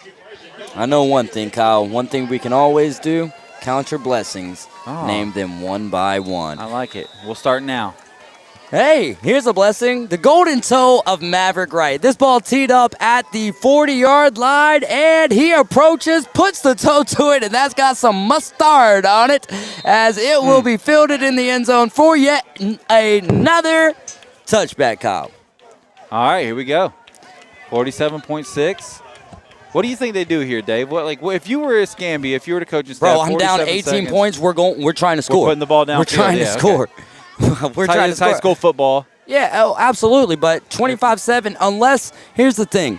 I'm 0-3. I'm trying to, like, we're Escambia. You know what I mean? Meaning that, like, we've got pride in our football here. So I'm trying to get any sort of something to be contagious, any sort of electric shock to go inside of my guys here. So, yeah, I'm going for the gusto right here. You're not laying down. No. Well, yeah, no doubt. If it was a one-possession game, right. If it's one possession, yeah, we're taking it to the half and we're going on. But with it being two possession. Got a quarterback with a big arm. Yeah.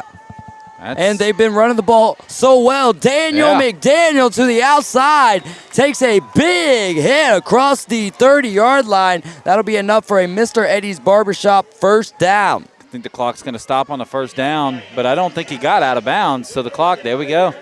Ball set, clock's running. Clock resumes. 30 seconds left to go in the Price and Sons Fencing second quarter.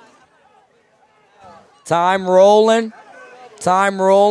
Defensive back coach is saying, get back. But Daniel McDaniel takes that across the 35, maybe just shy of the 35, actually. Bringing up third down here, and no one can stop the clock. We've got 13 seconds left. They look like they're interested in running another play, which kind of leaves me scratching my head a little bit. But I don't think they will, Dave. I think they're going to just be happy with taking this thing into halftime. I think with how good Daniel McDaniel has been running the ball, it's like, hey, let's go ahead and see if that'll work out. You know, maybe some electricity can spark from there. I agree on the first one where you get up to the 35-yard line, but then it's like, we got such a good gain, let's do something with it. Right. Absolutely. That's kind of like what I was thinking there. But, hey, great first half. I would say, since Rutherford, the best half of football that Mosley has played this season. I would not disagree with you. I would, especially with the one turnover, second interception of the year thrown by J.P. Holstenbeck. Right. And it was just one of those, hey, you'll get in the film room and you won't make that mistake again. Exactly. I think it was more just on the type of pass he tried to throw right there than where he was throwing it. But we'll see what coach and what the coaches say during film study on Monday. All right, I'm David Hayes along with Kyle Wright. This halftime is going to be a little bit different. We are going to have the Escambia Gators band playing here. It won't be Sound of the Southland, but we're going to take a quick little timeout, grab something to eat, and we'll be back for third quarter action. This is Mosley Football Live, powered by PCB Hobby.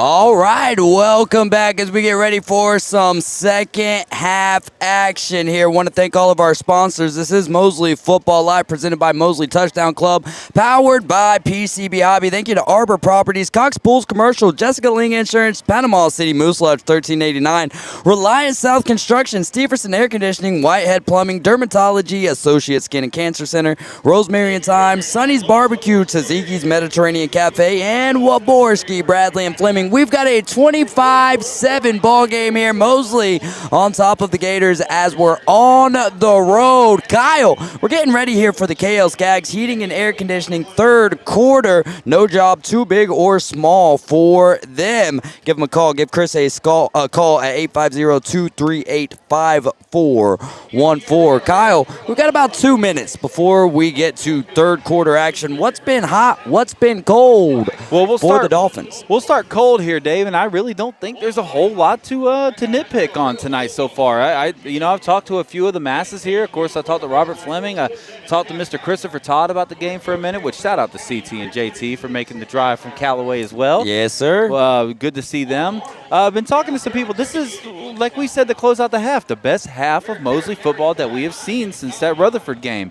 They've been dominant, so there's nothing really cold. If you have to find something, what's cold? The crowd noise, because we don't have the sound of the Southland over here, and it's a little bit of a bummer. And, of course, most of the Mosley faithful pretty spread out to get their elbow room, so we'll say that's on the cold. What's hot, Dave? The offensive side of the football. Like we said, they made the one mental mistake there on the first drive, and other than that, they have had their way with this Escambia defense, and they've looked impressive doing it. So I look for that to continue here in the second half. Absolutely. Got a great Mosley faithful crowd traveling with us. Got to run into Sean Williams' dad, Sean Williams. Got to run into Big Cheem's mom, Mama Chima. Of course, we got the Flemings around us, Frank Wright, Jason Land. They are who has really made this happen with Mosley Touchdown Club, and we are forever thankful for that. How about the chaplain for the team, Brother Doug Moore there? So hey, if you listen back to these broadcasts and you want to shout out, you know where to come, especially in the road games, right? Yeah, man. Just come over to the booth. If this is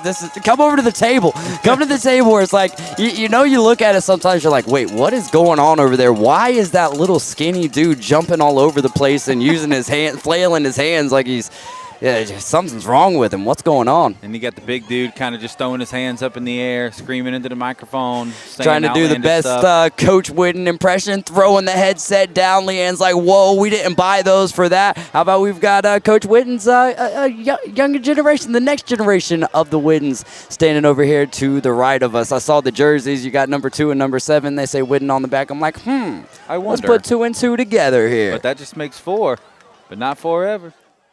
There we go. You don't want to finish the lyrics. Good job. 25-7. Of course, PCB Hobby. I'll be there tomorrow from 10 to 6. Come check us out. We don't have a giveaway this weekend. Kyle, last week we had our contestant come in. I forgot their name. I'm sorry. But they came in. Yeah, it was like 10:06. They're like, we're here for the T-shirt and hat. And I'm like, they actually were asking someone who had no idea what was going on. I overheard the conversation. I'm like, I know what hat and a shirt you're looking for. So thank you guys for coming and checking out PCB Hobby. Come hang out with me tomorrow from 10 to 6. Watch some football. Bama's off, so I'll put whatever game on. I just love the mental thought that I put in my head about it, of like them walking into an employee that has no idea and just saying sulfur. Oh, boy. Yeah, man. Maverick Wright approaches the ball. It's 25-7 from the right to the left. Escambia will return this from their own goal line. Working to the right. It is Daniel McDaniel. Flag flies, and Daniel McDaniel will fly out of bounds. But Bite me custom treat penalty there. Yeah, I think it's going to be a block in the back. It's going to bring them back to about maybe close to the 15-yard line, which is going to be the worst starting field position that we've seen in this game for either team. So here we go. 25-7 in the KL Skags. Heating and air conditioning third quarter. Looking for those Mr. Eddie's Barbershop first downs to not transpire on this particular drive here. One of the things I was talking to Robert Fleming about there at half that surprises us so far about Escambia that we're kind of looking for them to be here in the second half is they weren't as physical in that first half as we kind of expected them to be. So we'll see if they could take a step up on the Escambia side of the ball in terms of physicality here in this second half. That penalty drops them back. The Bite Me Custom Treat penalty will have this drive start from their 10-yard line, trailing 25-7. Billy Dunn drops back. He's going to toss it on the slant route to the left side there, and the receiver will make an impressive reception and go down after a nice first down gain. Good tone setter right there. Pick up a couple of yards. Nice positive play. Pick up more than a couple. Yeah. Times 5. That will be 10. Good for a Mr. Eddie's Barbershop first down. I didn't think he got that much. That was impressive. Getting across the 20-yard line there. 11 and a half left to play here. 2 wide receivers on either side of the quarterback. 2 receivers split out. 2 running backs split out by the quarterback. They're going to toss it out to the running back. He's spun down there by Wyatt Fleming, making yet another tackle. Who else? There is a flag, though. It's in the backfield in the area of holding. Sometimes on those bootlegs. Oh, roughing the passer is what the call will be. Oh, wow. Not sure who the flag flew on, but that Bite Me Custom Treats will be in favor of the Gators by 15 yards. And they're going to move this ball. You know, I mean, they're getting a little bit of help from Mosley, but they're moving the ball nicely here so far on this drive. Playing physical football, putting the ball in nice spots. 3 wide receivers at the bottom of your screen from the 36-yard line. It'll be 1st and 10. The entire Escambia offense looks over at their sideline. They reset, running back to the left. Billy Dunn is going to give it to Daniel McDaniel, who makes a sharp cut to the left. To the outside he goes, and then he'll be taken down by Julian Aggers just across the 47-yard line, but not before the Gators get a Mr. Eddie's Barbershop first down. He's so shifty with the ball. If you don't get him on that first line of tackles, it's kind of just like what we see with Sammy Chisholm. If you can't wrap him up like right there at the line of scrimmage, you're in trouble. Ball on the near side of the field. A few substitutions for the Gators. Oh, I haven't even told us what the uniform combinations are looking like, Kyle. I know you referenced the Dolphins earlier. We've got orange hats for Escambia. They've got the blue jerseys with orange stripes on the shoulder and orange numbers outlined in white. Blue pants with an orange stripe outlined in white as well. Your Dolphins, white hats as they try to trap DJ McDaniel, who works. Oh, Will Arboleta said you better get down. Tackle for loss for number 7. That's just textbook Will Arboleta right there. That's motor. One of the one of the guys on this Mosley defense that if he gets a hold of you, you're probably not getting away. 2nd down here, ball at the Gators' own 45-yard line. Underneath 10 minutes to play in the KL Skaggs Heating and Air 3rd quarter action. A little confusion on the defensive side of the ball here for Mosley. At the top of your screen, you've got a reformation of the wide receivers for Escambia. Running back to the right of the quarterback, Billy Dunn. They will put it in his gut. DJ McDaniel trips up at the line of scrimmage to bring up 3rd and long. Great play there. Number 60 making the shoestring tackle. Don't have my roster on me tonight, Dave. I really am sorry about that. That's Tristan Steele there. On the trip up, tackle 3rd and long. Approaching the 9-minute mark in the KL Skaggs Heating and Air Conditioning 3rd quarter. Running back to the right, they look off back over towards the coaching staff. Now DJ Daniel McDaniel moves from the right to the left. They're going to drop back. Going to be a screen and in and out of the hands of the receiver to bring up 4th and long. Man, oh man, if he catches that ball, he's got the end zone in front of him. Perfectly executed screen pass, great blocking in front of him, and just unfortunately the ball hits off, well, fortunately for Mosley, the ball hits off his chest and hits the ground. Almost like Ellie De La Cruz playing shortstop. Clayton Sanders on the punt. He's the senior, standing at 6 feet, 180 pounds. He stands just beyond his own 35-yard line, puts his foot into it, takes a nice bounce. Talon Moore, the senior, on the return across the 25, hit out of bounds just shy of the 30-yard line. A little skirmish on the Mosley sideline, but we will get underway with a, is this the first? Yeah, first offensive possession here for the Dolphins in the second half. They lead 25-7. There's 8 minutes and 36 seconds left to play here in the KL Skaggs Heating and Air Conditioning third quarter. There's no job too big or too small for Chris Skaggs. Call him at 850-238-5414. If you're Escambia, you got to kind of feel a little rough about that drive. You took 3.5 minutes off the clock and ultimately came away with nothing. And Mosley here, you want to have a healthy mix, keep it on the ground, but also get your playmakers involved in the pass game. Try to keep that clock running, but also advance the ball. All right. No-brainer, right? I mean, 2 wide receivers here split out to either side. It's going to be Jamarcus Halstead at the bottom of your screen. Carson Griffin up there at the top. J.P. Holzenbach's got his running back, Sammy Chisholm, on the left. Looks like Escambia did get the man off in time. Sammy Chisholm towards the bottom of your screen. Tries to cut it back upfield. Looks like a little foot slippage there, but he'll make a nice gain and bring up a 2nd and short here for the Dolphins offense. Turf Monster got him there, a little slippy, like you said. Up tempo here for the Dolphins. J.P. Holzenbach's got Sammy Chisholm to his left, fakes it over there, throws it on a little flat route to Adam Land, who's got a lot of land in front of him. Goes down awkwardly, but not after getting the Mr. Eddie's Barbershop first down. That's a dangerous situation right there. Good to see Adam Land get up from that. Pops right back up. Oh, it's got the black gloves on, not the orange gloves to go with the orange cleats here. Mosley with the white hats, got the orange stripe. Mosley in green going across their helmet. The word Mosley. Got the white jerseys on with a orange and green stripe on the shoulder. Orange pants with a green stripe outlined in white. J.P. Holzenbach's got Sammy Chisholm to his right. Rolls out to his right, looking for a man, and he's going to throw that ball out of bounds, almost hitting Doug Dobos, the photographer there. Doug almost caught a stray.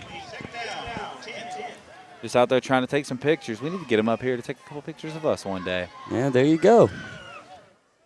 8:03 remains here. Third quarter action, 25-7. The Dolphins leading by 18. Have felt like they've been in control for the majority of this game, Kyle. Yep. Yeah, I mean, I think Escambia, when they scored earlier, it was to make it a 10-7 ball game. Other than that, it's been all Mosley. All right, a little confusion there for the offense there. 5 seconds. 5 seconds on the play clock, down to 2. They get the snap off. They're going to give it to Will You Better Arboleta. Will's got some room. He runs a man over, getting inside of the 40-yard line of the Gators. Will You Better Arboleta coming into this. Oh, I don't have his rushing yards on my stat. Well, it was about 70 yards because Sean Williams is second on the team in rushing. Looked like a potentially broken play, but it's going to come back. I didn't see the flag. Oh man, Bite Me Custom Treats. Now go check out bitemecustomtreats.com or head on over to Facebook. Type in Bite Me Custom Treats, and Carla Goff will take absolute care of you. Best of Bay. Congratulations once again to our friends Carla and Adam. No doubt about that. Mostly Carla. Adam's he's a delivery boy. All right, here comes J.P. Holzenbach, all alone in the backfield. Empty backfield, 5 wide receivers for the Dolphins. 10 seconds left to go on the play clock. J.P. grabs the snap, 3-step drop back, fires it to Henson Holden, who's got some room across the 40, and he'll get deep into Gator territory on a nice toss from J.P. to Holden Henson. Great execution there. Holden Henson kind of just runs that little fake to the outside, turns it back up the middle, and the ball is waiting for him when he does turn back around, catches it in stride, and we're going up tempo. It's Henson Holden, not Holden Henson. Sammy Chisholm out of bounds, another Bite Me Custom Treats. When I first did our rosters this year, I typed his name in backwards. We called him the wrong name for the first game, and I think I've just stuck that way. Yeah, I mean, it almost rolls off the tongue a little bit better, doesn't it? Ooh, let's not dive into any of that. That would say that his parents should have named him the opposite way. Yeah. Come on now. I think they did a great job. Jeffrey, stay off the microphones. My goodness. Yeah, come on, 7:20 remains here in the third quarter. KL Skaggs Heating and Air Conditioning, third quarter. Kyle told us a little bit earlier what's been hot, what's been cold here for the Dolphins. They have an 18-point lead. I would say That is part of the heat they're bringing. They are going to walk this thing back some. Still awaiting the call. Coach Wooden not really sure what's that. No, neither are the They're refs. walking back forward. It is against the Gators here. Bite Me Custom Treats. Penalty goes against Escambia to bring up a Mr. Eddie's Barbershop first down. There's a Florida fan watching this statistically that's just tired of seeing the Gators make penalties. First down. They're going to be at about the 12-yard line. Carson Griffin at the top of your screen. Got him one-on-one if he wants it. Ooh, flag flies. Another Bite Me Custom Treat. I think people are going to be fighting over the penalty sponsorship next year. Oh, and it's Another Gator penalty, that time offsides. Well, now you're kind of looking at the Sammy Chisholm game, aren't you? Try to get that hat trick. Clock winding down. We approach the 7-minute mark. 25-7 is the score. Live from Escambia. This is Mosley Football Live, powered by PCB Hobby. To the left of JP Holzenbeck, Sammy Chisholm. Inside the 10-yard line here. Sammy bounces back, bounces out, bounces back, tries to find the perimeter, and guess what? Another flag flies. Jeffrey, who are the flags brought to you by? He doesn't even know. Bite Me Custom Treats. And that's going to come back for Mosley, unfortunately. I do believe that's going to be a hold. Does seem to be the area of where that flag would fly. And it is. They will back up and be around their own 20-yard line here. They still can't pick up a first down. Yeah. Because that penalty had them at the 10-yard line. There was still room for a first down. They need to get it to about the 5-yard line. So it'll be 1st and 15 here. JP Holzenbeck's in the backfield by himself. I like Fletcher Taylor here. Carson Griffin up top. Look, no one on the slot receiver. They don't find him. And incomplete on the sideline. It did look like they picked up coverage at the last second there, but your slot receiver did not have a man on him. Talon Moore there for a second. Seeing some new wide receivers here on this particular drive. Henson Holden getting a big grab. He's had, going into this, 3 receptions. That was his 4th grab on the year. Yeah, and I mean, it feels like every single one of them's kind of been a big impact play. No doubt. No doubt, especially in that first one against Rutherford. Got some of the, I think got the first touchdown catch, if I'm not mistaken, of the 2025 season. Maybe so, yeah, that sounds right. I don't know, there were a lot of touchdowns scored that night. JP Holzenbeck has Holden in motion, and they're going to give it to Will Arboleta. He'll be stacked up by 3 to 4 Escambia Gators, and that'll bring up 3rd in a little while here as we're approaching the 6-minute mark. Almost back to Lynn Haven. Sammy Chisholm checks back in from Will Arboleta here. I'm looking at one of my big tight ends on this play. He's got Fletcher Taylor lined up to the left of him. He's got Adam Land lined up on the right side of the line. I'm definitely looking at one of my big tight ends. Carson Griffin, Henson Holden, Fletcher Taylor on the left. He looks right, pump fakes, and is going to find Sammy Chisholm in the flat, who makes a move to the inside, back to the outside. It'll be real close. Depending on that spot there, it'll either be 4th and short or 1st and goal. I'll tell you what. It's going to be 4th and short, Kyle. Their tempo back to the line. Sammy Chisholm to the right of JP Holzenbeck. Under 6 minutes. They're going to give it to Sammy. Looks like he's got more than enough. Depending on that spot, this is a big one. The chains move. That first down brought to you by Mr. Eddie's Barbershop. Great job there by Sammy just to find that seam up the middle. Once again, ran into a brick wall, by the way. Just got stuck, but getting just enough for the first down. Keep the clock rolling, keep the drive moving. 1st and goal, 25-7 is the score. Mosley on top. Coming upon the 5-minute mark, Sammy bounces out left. Oh, a little miscommunication. JP tries to jump onto the ball, still squirts out. And Escambia will jump on the fumble, and that will be the Gators' ball. A misfortunate turn of events there for the Dolphins offense. Yeah, I think unfortunately, something that we haven't seen happen a whole lot, but it's something that is very liable to happen when you run a lot of pre-snap movement like the Dolphins do.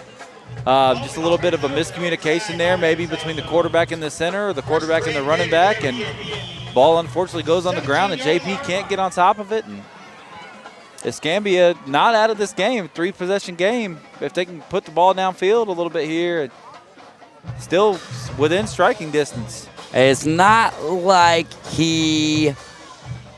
Cam Newton did in the Super Bowl. No, he jumped on it. It just squirtled out of there. I think Squirtle is a Pokemon. I'm not entirely sure about that. But if you want to find out if it absolutely is or not, you go to PCB Hobby. We'll be open tomorrow at 10 until 6 o'clock. Come check us out, man. We got coins, we got comics, we got sports cards, and let's see. Oh, yeah, TCGs. That's like Pokemon. They did this new Magic the Gathering as the game is called, and they got like a Spider-Man version of it. Nice. Just dropped today. The more you know. Here we go. Third quarter action. 5:06 remains. 25-7 is the score. Escambia benefiting from a Mosley Dolphins fumble as they were driving. Got to imagine they host tournaments out there for Magic the Gathering. Yeah? They do. Yeah. Tonight, actually, they're doing it right. Fridays, starting at 7 p.m. Hey, they're going to hand it right up the gut. Pick up a short gain to bring up second down here. KL Skaggs Heating and Air Conditioning, third quarter. Shout out to the folks over at KL Skaggs. Got my house feeling cool right now, man. I tell you what, it is that time of the year where you're like, oh, September should be feeling good. You're wrong. Yeah, no. Have you been here before? It actually feels wonderful outside tonight. Beautiful Friday night lights here. Been walking in the morning. It's been like a nice 68, 69 degrees. Beautiful. Trips bunched up at the top of your screen, running back to the left of the quarterback, Billy Dunn. He's going to look right over there. They fake the screen, throw it over top, and Talon could have made a play on that game. I don't know if it will be OPI. Talon Moore, if he would have made a play on the ball, then I would call that OPI. Well, me personally, to Frank Wright over there, I'm not worried about what the crowd says. They are. That's just, you know. I love old Frank. He's fired up about that one. I think you're right, though. I think if Talon's making an effort for the ball, not that he's not making an effort. Yeah, 100%. Right. But it just wasn't visible. It wasn't easily visible to see that. If he goes up for that ball and gets hit, then it's probably OPI. But Julian Aggers coming in. He's up there near the line of scrimmage. Wyatt Fleming barking out the orders. Will Arboleta kind of transferring some signals as well. Billy Dunn's got a running back on his left hip. He looks towards the right side of the field, throws it up, and that ball, great job. After a great defense, I wouldn't even say it was a pass breakup, but he did force the drop there. He did force the drop. I believe, was that CB3, Christian Brown over there? Yeah, Christian Brown playing a heck of a game tonight, man. He's, we kind of not necessarily called him out at the beginning of this game, but we knew he was up against a tough task tonight, and he has more than been up to it. Yeah, and when we talk about that tough task, we're talking about number 4 for Escambia, Kashawn Downs, and he's kind of been held in check for a large part because the running game has been so lethal for Escambia, but the defense has kept it in check as it's 25-7. Here comes the punt from the Escambia Gators. Almost hits a Mosley return. Not the return man, but that's Demetrius Gillis. But it doesn't, and Mosley will take over after the punt. 4:05 remaining here in the KL Skaggs Heating and Air Conditioning third quarter. 25-7. This is Mosley Football Live, powered by PCB Hobby.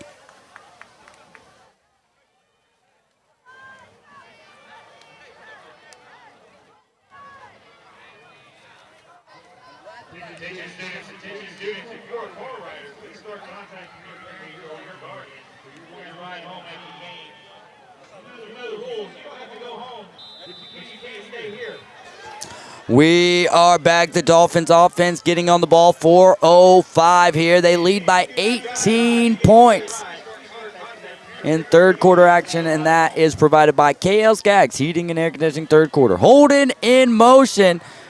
Nifty spin move by JP Olsenbeck to give it to Sammy Chisholm. He'll skirt out of bounds after picking up the Mr. Eddie's Barbershop first down. Great job setting the tone on the outside with the blocking, and Sammy does the rest. This is kind of how it happened last week, Dave. You felt like Sammy was kind of held in check, and then late in the game, a couple of big chunk yard plays. Up-tempo, giving it right back to Sammy Chisholm. And he'll get across the 50. I thought he was going to go for more, but he doesn't. Picked or dropped there at the 45. But a nice gain on first down. And a great show of sportsmanship, helping the guy that brought him to the ground back up to his feet. I mean, Sammy Chisholm and Derrick Henry are two different conversations, but I mean, the guy gets more carries than what I've seen from a high school running back. You know what I thought about last week, and I'll let you call this play on who said, like, I know I said Dalvin Cook a few times, but there's another name. Holding in motion, but they give it right back to Sammy Chisholm. Sammy Chisholm across the 30, and he will pop up at the 22-yard line after another Mr. Eddie's Barbershop first down. You know who he reminds me of, Dave? He reminds me of Oregon State Jaquez Rogers. Oh, Jaquez Rogers got drafted by I think, was it Tampa? Atlanta, maybe? Maybe I think it was Atlanta, Jaquez Rogers. Atlanta, Yeah. Yeah, that's not a bad one. How about Dexter McCluster? Dexter Dexter McCluster, yeah. Dexter McCluster, of course, was followed up by Enrique Davis. Yeah, who's a no Mosley doubt. Dolphin. Absolutely. 3 wide receivers out there to the left, 2 receivers, 1 tight end, and another little spin, but this time it's the power back, Will Arboleta. He'll get inside, near the 10-yard line, rather, and that'll be another nice pickup on first down to make the chains very short on second. Clock is running. I say just, Mosley likes to keep it up tempo. I was going to say let it bleed, but who am I? You are Kyle Wright. I'm David Hayes. That's J.P. Holzenback handing it off to Will Arboleta. He'll get out of bounds. Oh, he stays in. What a Houdini trick there. He'll get inside of the 5-yard line. What a just don't stop, keep on working. That's why we call him the motor man. That's why we say, Will, you better Arboleta. Incredible. You better not stop moving. Sammy Chisholm on the right hip of J.P. Holzenback. They're going to give it. He's going to dive right up the gut. And the arms are extended of the side judge, signaling touchdown Dolphins, brought to you by Beach House Sales and Development to make the score 31-7, pending the Golden Toes extra point. I'll let you finish. Thank you.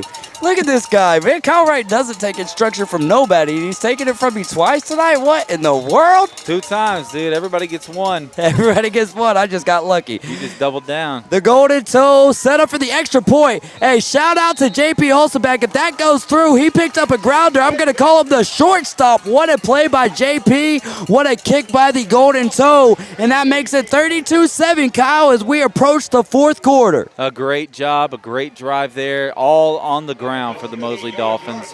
Nice mix of backs, a lot of Sammy Chisholm, but a big run by Will Arboleta gave him the goal-to-go situation, and Sammy's going to cap that off just about every time. Kind of fell, maybe you called it a dive. I guess it could have been a dive. I thought he more like kind of tripped and fell as he went through the line there, but either way, falls into the end zone, so who cares? I have an idea how we can find out. Yeah. Whenever this is posted later, we could go back and watch the replay live, Mosley Football Live, but that would be Mosley Football Past. District play starting next week. You ready? Do we got Gulf Breeze next week? I think or do we have Milton? I think next week is Milton. You know what, my friend? I have the schedule on my thing here. We've got Milton. It's homecoming next week, I believe. Yeah, it is. It is homecoming. And then we'll have a bye week. Yeah, because we'll be going home for the first time in a while. And we've got a bye week, then Niceville, then on the road at Niceville, then a road game at Gavlek at Arnold, Gulf Breeze at the house, and then senior night, Florida High looking for some payback there. Kyle, I know you like to eat. We like to eat. In fact, we had great food at a place called BJ's. Here in Pensacola. It was really good. Jeffrey, 2 weeks in a row, has picked out some phenomenal food as the kick coverage team does their job and pins the Gators inside their own 20-yard line. 2:11 left here in the KL Skaggs Heating and Air Conditioning 3rd quarter. The score is 32-7. But yeah, got to eat over there at BJ's. Shout out to Jeffrey for picking that out. What we have, Fatties last week and then BJ's this week. Fat Boys last week and BJ's this week. Yeah, so it was some good stuff at the fish tacos. Our waiter was Jack Jackson. He did an incredible job. In fact, we told him, like, we were waiting on our checks. We were like, bro, we got to go call a football game. Anyway, we can expedite this process, and he did. We'll talk a little bit more about that here in a moment as Billy Dunn grabs the snap, looks for the screen, doesn't get it. Oh, and the defense was on his back. Wyatt Fleming, I believe, they're trying to knock that ball away. Big number 16. That was not Wyatt Fleming. That was Gavin Malden. Or no, it's Gavin 17. Jack Almond again. Jack Almond having a great game. Kind of got to be in that consideration, filling the role that he did tonight. You expect him probably may have earned himself some more playing time. No doubt about that. A lot of the guys that are going to come up big tonight, Dave, like, I don't know if it's going to show up in the score or in the box score. Like, when you come into that conversation of the player of the game. 32-7. Billy Dunn rolls out, looking for a receiver. It will fall short, bouncing off the ground, incomplete. I was going somewhere with our food conversation, though. Mosley football dropped a pretty cool little video talking about the top chef. Who's the top chef of Mosley football? And a lot of people were saying Big Slime. Then I saw, I think it was Adam Mullinax calling him out on Facebook saying, no, Big Slime can't do no cooking. He said, chill, bro. Mama Chima said that Big Cheem's a heck of a cook. So I think what we need is during the bye week, we need some of the players to whip up some food, and we'll be the judge. You, Jeffrey, and the Mosley Touchdown Club will be the judge for the top chef. So, Coach Whitten, if you hear this, let's make that happen. We'll do it like Chopped. Billy Dunn rolls out to the right. Receiver comes and gets it, and that'll bring up 4th down. Good coverage there by the Mosley defense. Yeah, great job by the Mosley defense. Looks like Talon Moore is going to go back to field to punt. Getting off the field. Here we go, 32-7. Kyle, by my calculations, and my math is not very high, much higher than a 3rd grade level education, if they were to score right here, that would put them at a running clock? Yeah, it's 28, right? Yeah. Yeah, so any kind of a score. Is it 28 or 35?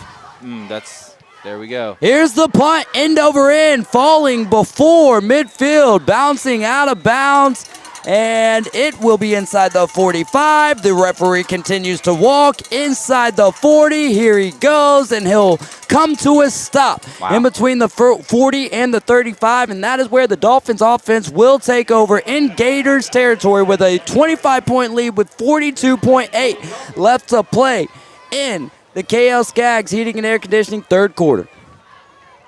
For Mosley here, it's just about trying to stay healthy, getting ready for next week. Looks like Sean Williams going to get his first reps of the game. Let's go. Love to see it. This guy is electric. Sean Williams coming in to this game with 10 carries and 81 yards and a rushing touchdown.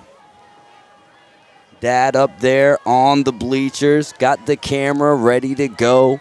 3 wide receivers to the right. Holden in motion, stops halfway, give to Sean Williams. Hole opens up, he pushes a man off, stays on his feet. He'll get a nice 2-yard gain there on 1st down. Really shouldn't have got that, man. Made something out of nothing. You know what I really like for Sean Williams here is this is going to run into the 4th quarter. Before that clock does bleed out, though, Dave, I like that Coach Whitten's kind of keeping the rest of the starters on the field for Sean and kind of let's see, because you never know when you're going to need all 3 of your guys. No doubt about that, Kyle. We are approaching the end of the 3rd quarter. It is 32-7. Thanks to all of our sponsors for all that you guys have done along the way. No 4th quarter coverage. I'm just kidding. This is Mosley Football Live, brought to you by PCB Hobby. Back after the break.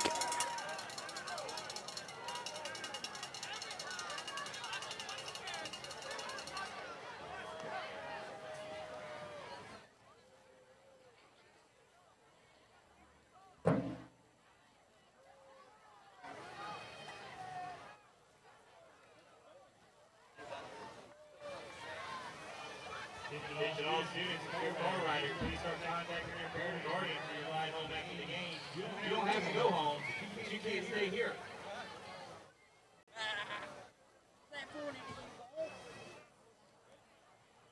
Take a moment to say thank you to our sponsors. Reza Obstacle, Body Work for the DOT, Joe Craig.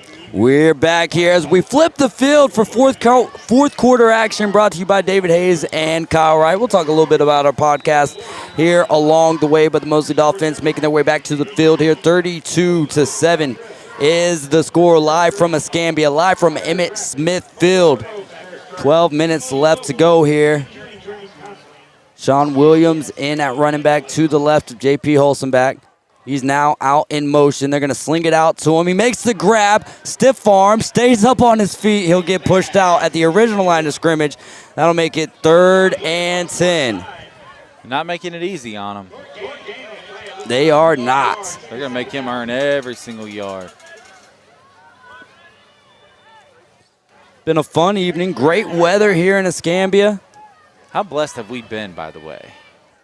I mean, we're breathing, brother. But yes, absolutely. Other than that Rickards game, which was really rough there for the first quarter, the last 2 weeks have just been awesome weather-wise. In a beautiful stadium here, too, LB MacArthur. I love the bowl. J.P. Holzenbach's going to sling it out, and he's got Carson Griffin. Carson Griffin stays up on his feet, and it'll be right at the sticks. The clock continues to run here. It's going to be 4th and short.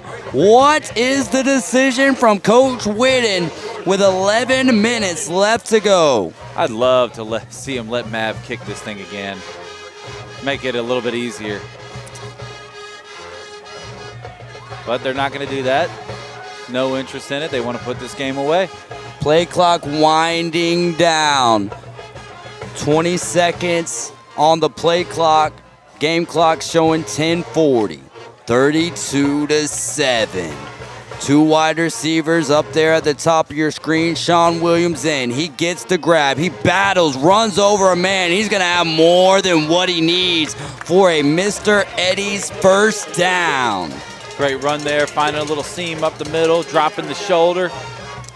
Physical runner, Sean Williams is. Absolutely, man. You really have a three-headed back in Sammy Chisholm, who does have power, but obviously very shifty. Will Arboleta will run you over, but also can be shifty. And then Sean Williams is more of a power back, but can also be shifty as well. So weapons across the field for the Mosley Dolphins, Kyle.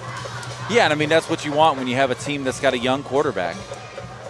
Sean Williams this time to the right of JP. Carson Griffin in motion. Another spin around. Sean Williams stays up on his feet. There he He's goes. to the 10, to the 5, into the end zone. But, we'll put the hands up. Touchdown, Mosley Dolphins. Sean Williams into the end zone. 38-7, pending the extra point. And that is the second rushing touchdown of the year for Sean Williams there. Very impressive drive overall for the Dolphins offense. I stepped in view of the camera there when I got up to celebrate. That's not hard that for one. you, though, bro. It is not. It is not. That's a lunar eclipse. Great run by Sean Williams, catching that left edge. I hope you guys got to see it before I stood up and took it all away from you. J.P. Holzenbach with another snap save right there. Great hold. I mean, how often do we see quarterbacks or backup quarterbacks misplace the hold? Especially on somewhat. Yeah. I'm not saying that was a bad snap, but he had one over here that was a bad snap. It was on the ground. Yeah. Boom. Got it. That one was and then right low. Over there, that was a little low and inside. Yep. Right? We're not trying to be a catcher here, but he did a great job. This is what we like to see from these Mosley Dolphins is just fundamental football with some aggression. Yes, and they've been doing their thing tonight. It's been a good game on the road for your third game in a row. Kyle, let's be honest. Did we see the Mosley Dolphins coming into Escambia and being this far in control of the game, 39-7, with, they had the mutual opponent in Bay, and Bay took care of business against both? Yeah, I've talked to a few people about this. This team just feels like they get a little bit better each and every week. I agree. And it seems like they're starting to find themselves. You have a decision to make, and I think that this talks to the maturation of Coach Tommy Joe Whitten as a coach, Dave. Yeah. Because our first 2 years up here in the booth, they would lose a game, and then it would just be kind of crumble zone from there. And not every year, but the first 2 years, though, it was. Like, the first year it was Niceville. The second year it was, I think it was Wacola. Oh, Maverick Wright got so lucky with the way that bounced, checked up there because it was going to be heading out of bounds, and it doesn't. And that saves a big penalty in a close game here. 39-7, 10 minutes left to go in the fourth quarter. Well, and, if a Mosley Dolphin gets on that ball, the way it bounces, that's Mosley football right there.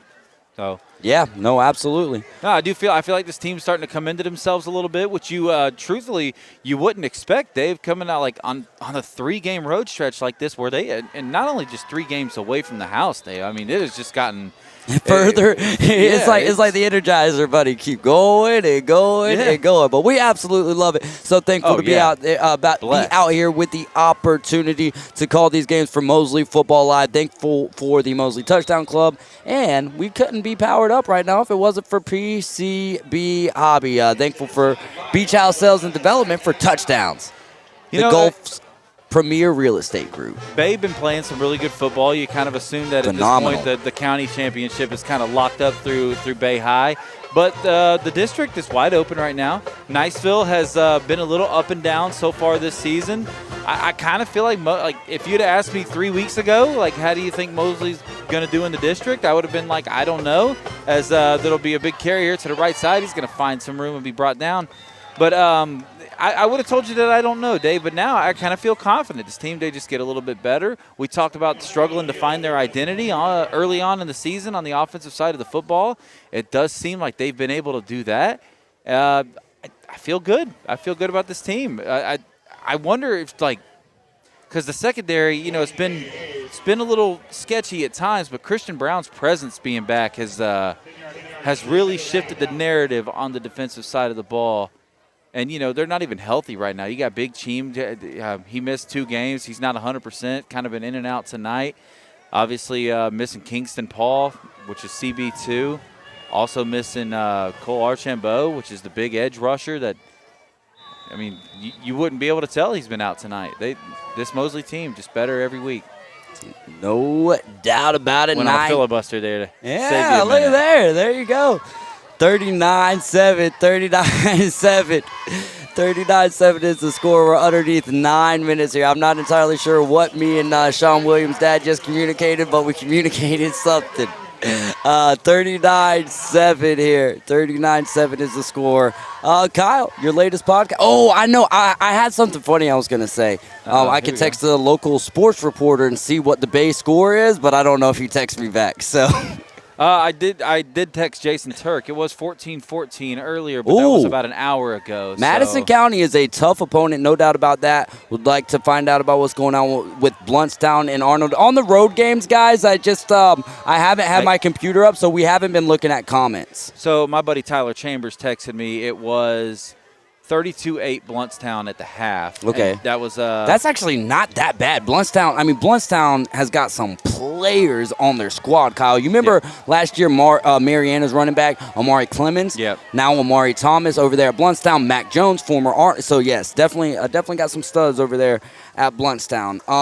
If any local scores from we had a lot of tough local games as Escambia is going to run it right up the gut. But who's there? None other than Will Arboleta, the motor man. Yeah, who else? Will Arboleta and Wyatt Fleming. It's either that number 7 or that number 11. Or it's really an and/or situation. And/or, yeah. The defense has gotten better. The secondary looked a lot better in this game as well. Yeah. Now, granted, we did see Escambia running the ball a lot this game. So, yeah, I felt like Mosley kind of forced them to. You know that we talked about this last week with Navarre last week, right? Where they nice little screen. Sorry to interrupt, Kyle, but then he bounces back outside. He's across the 30-yard line, pushed out of bounds at the 35. Coach Golden down there, not happy. Taking off the headset, coming and barking some orders over there, number 34.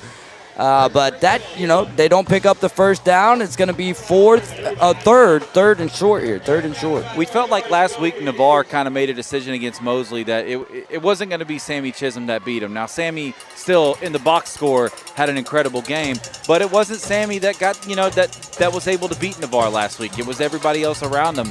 And you feel like Mosley kind of did that tonight with Kayshawn Downs and you haven't really called that name or number a whole lot tonight, and it worked out well for the Dolphins. And expected to be calling that number quite a lot as the quarterback, Dunn, has to jump up to grab it. And DJ McDaniel, just very impressive despite what's happened tonight. But he'll be bottled up by some bottlenose Dolphins there behind the line of scrimmage to bring up 4th down. Actually, did he gain a yard? I just saw the sticks move up some, so I guess leading that up to what is it called? When Discretion, I guess? No. Forward progress. My goodness. Okay, there you go. Oh, my goodness. Okay, I don't know. 4th and 1. 4th and 1 here. Split tailbacks on either side of the quarterback, Billy Dunn. Backup quarterback for Mosley's been warming up over here on the sideline. Wonder if Mosley gets the ball back, if we're going to see it happen. 6:45. They're going to give it to the running back on the right side, and he just puts his head down, and he'll pick up plenty enough for the first down nearing midfield. We won't find out just yet. Just a great team game. You remember last year when we kind of named the whole offensive line as the player of the game? Yeah. Does look like with 3 minutes left in the second quarter, looks like Bay was leading Madison County 21-20, and there's a deep drive to left field, but it's actually a pass to the left side of the field. I understood that reference. And that's a big Mr. Eddie's first down right there, deep into Mosley territory, inside the 25. For a first down. The score is 39-7. We're approaching the 6-minute mark here in the final quarter of action, which gives us a timeout, which will let us rest the vocal cords for a slight second. This is Mosley Football Live, powered by PCB Hobby.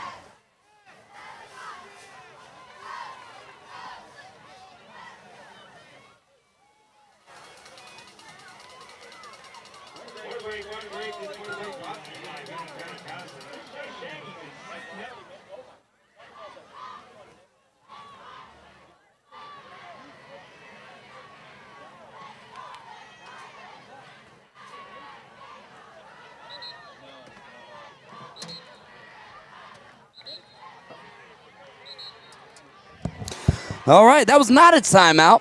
That was a water break brought to you by Countryside Lawn Care. Y'all make sure to give my guy Matt Simmons a call. They do complete year-round lawn care of homes and businesses. 896-4156, area code 850. Dropping back as a quarterback for Escambia, looking over the middle of the field, diving in was number 6, Eli Zedeker. Flag flies. I'm not sure why, Kyle. I think they might call pass interference here, which I definitely disagree with, and obviously Coach Wooden disagrees with that as well.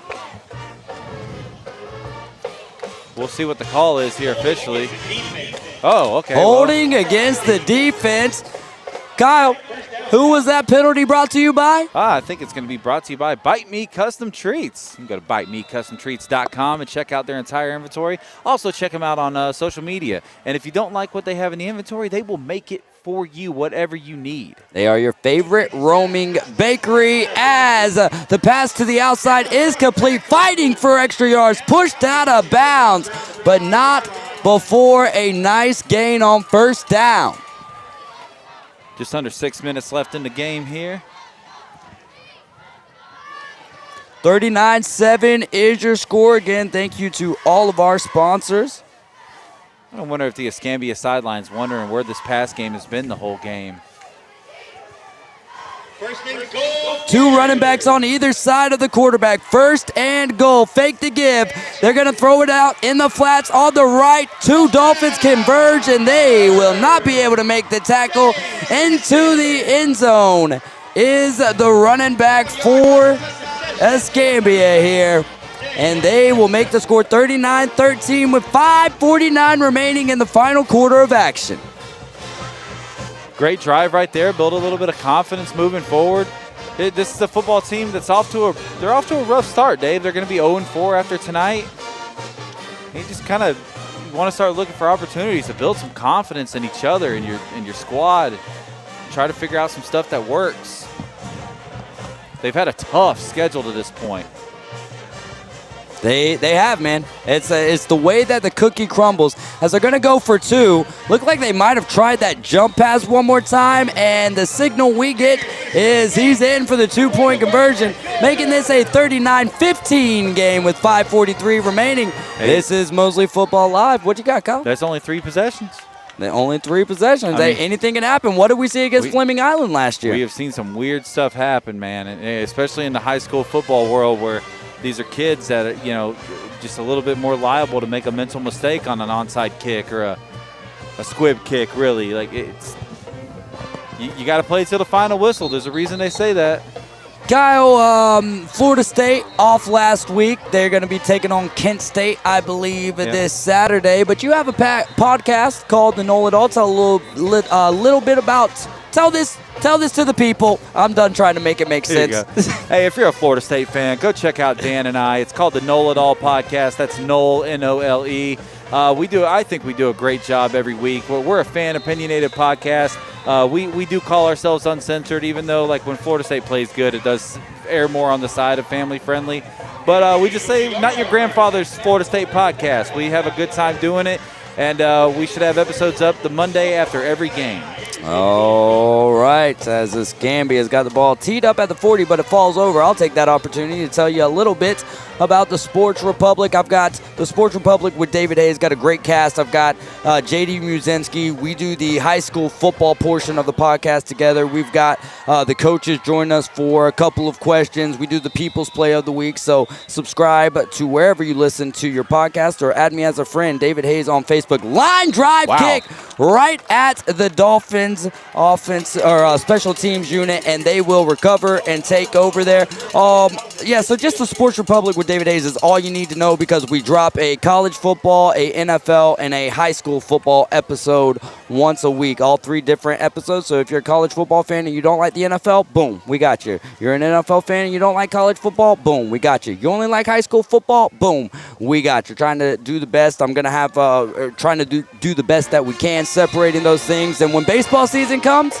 we got something set up for the playoffs as well. So, yeah, just keep it locked into the podcast. And also, don't forget about the local podcast. You got the 850 podcast out there. You got the Braves Dugout with Sam Peebles, the Inside Drive with Ryan Mulvey. A lot of great podcasts here in our area. 1st and 10 from the 50.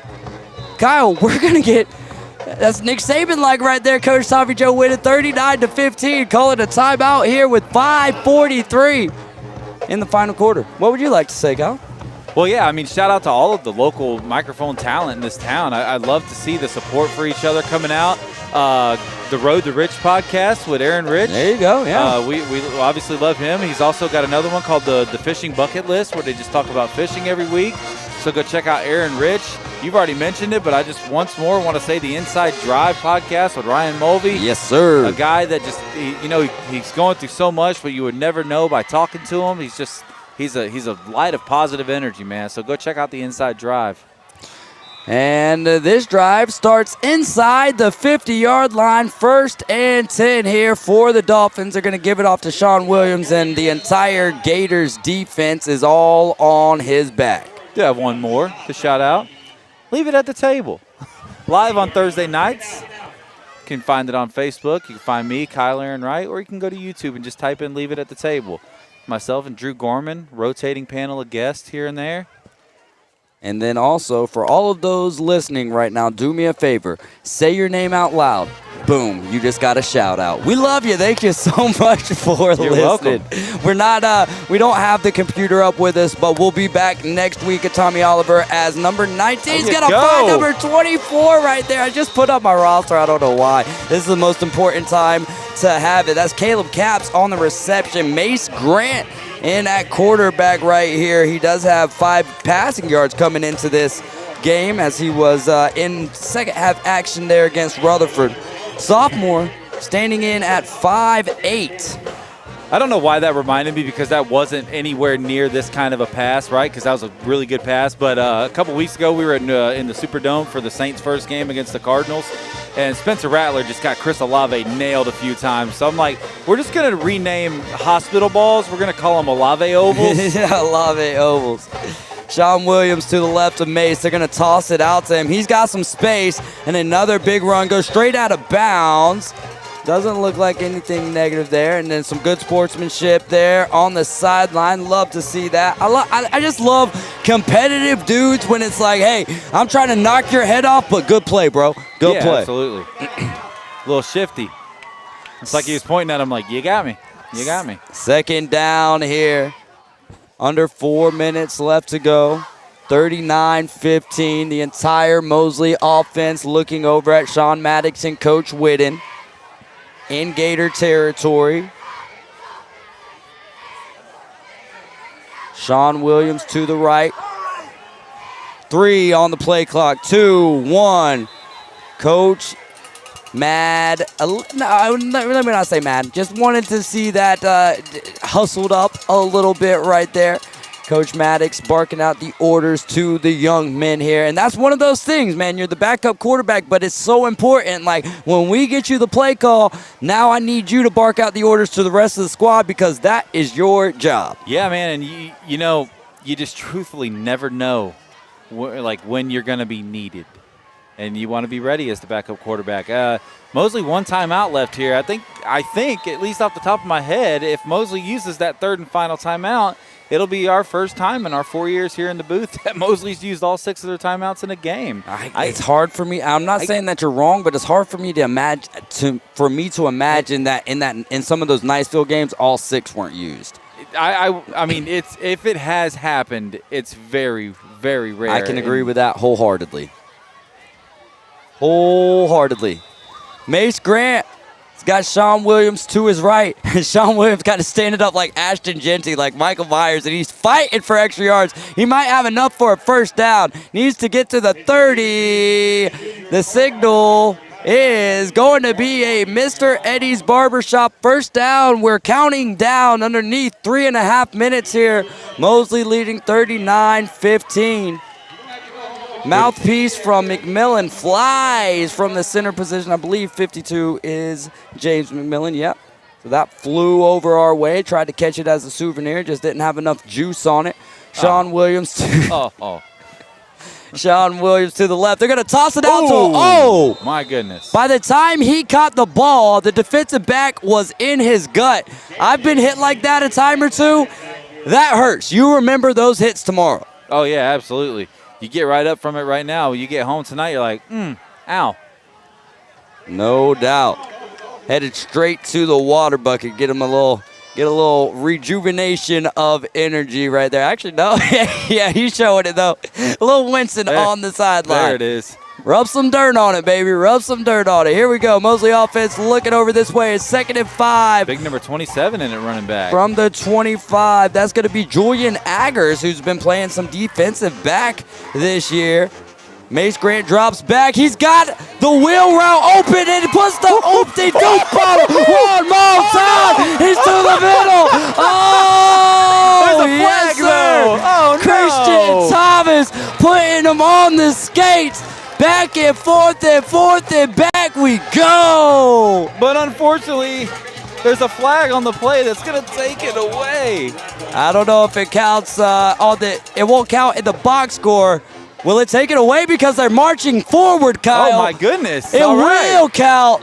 That was impressive. That was a face mask. Footwork by Double Deuce right there. Christian Thomas had me wanting to fall down the stairs, brother. Yeah, I jumped. I forgot I was 33 years old and not a young pup anymore. I jumped up onto the bleachers. What a play. I can't wait to go back and watch that one later. I love it. Hey, and let's not forget about the strike there from Mace Grant on the wheel route to Christian Thomas, who is again in motion. And this time, he might have saved something there. Oh, they call it incomplete pass. Incomplete pass. It was forward. Yep. It's a pass. It's a pass. So no worries there. Had that been the opposite way and you're tossing it behind you, then we've got some big trouble. Sean Williams back in. Coming in for, I believe that is Julian Augers right there. I couldn't tell. Was it Augers or Christian Thomas on that intended pass there? It was Christian Thomas again. I think they want him to kind of maybe finish the job that he started on this drive.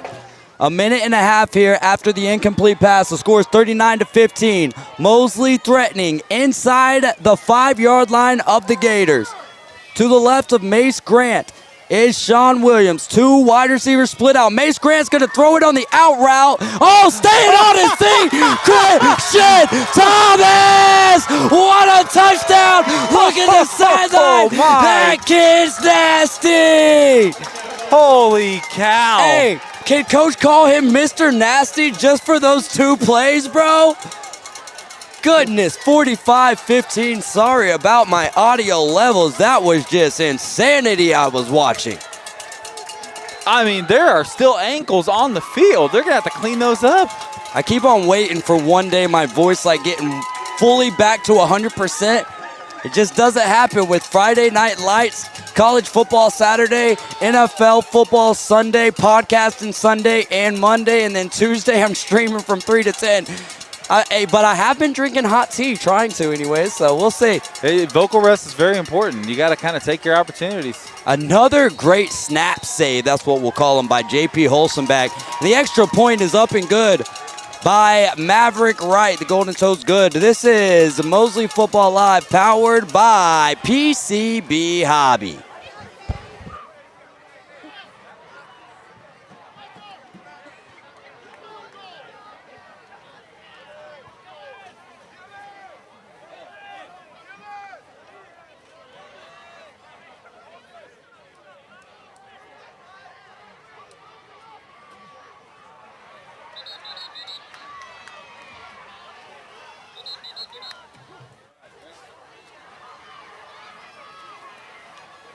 Back here for the last minute and 20 seconds, 46-15. Christian Thomas showing off a skill set right there. That was a lot of fun to witness. Mace Grant looking sharp as well.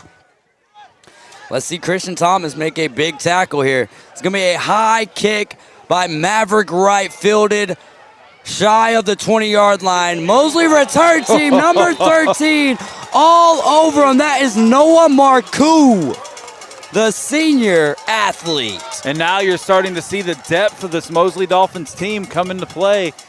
These are all guys that are going to make big impacts in the future for this team. And the future might be now with the way some of these guys have played tonight. There's a reason why this team has 2 JV teams, and they've been playing some good football. And I tell you what, that is something that Coach Whidden is absolutely stoked about, is his JV program. But look at this varsity team doing well.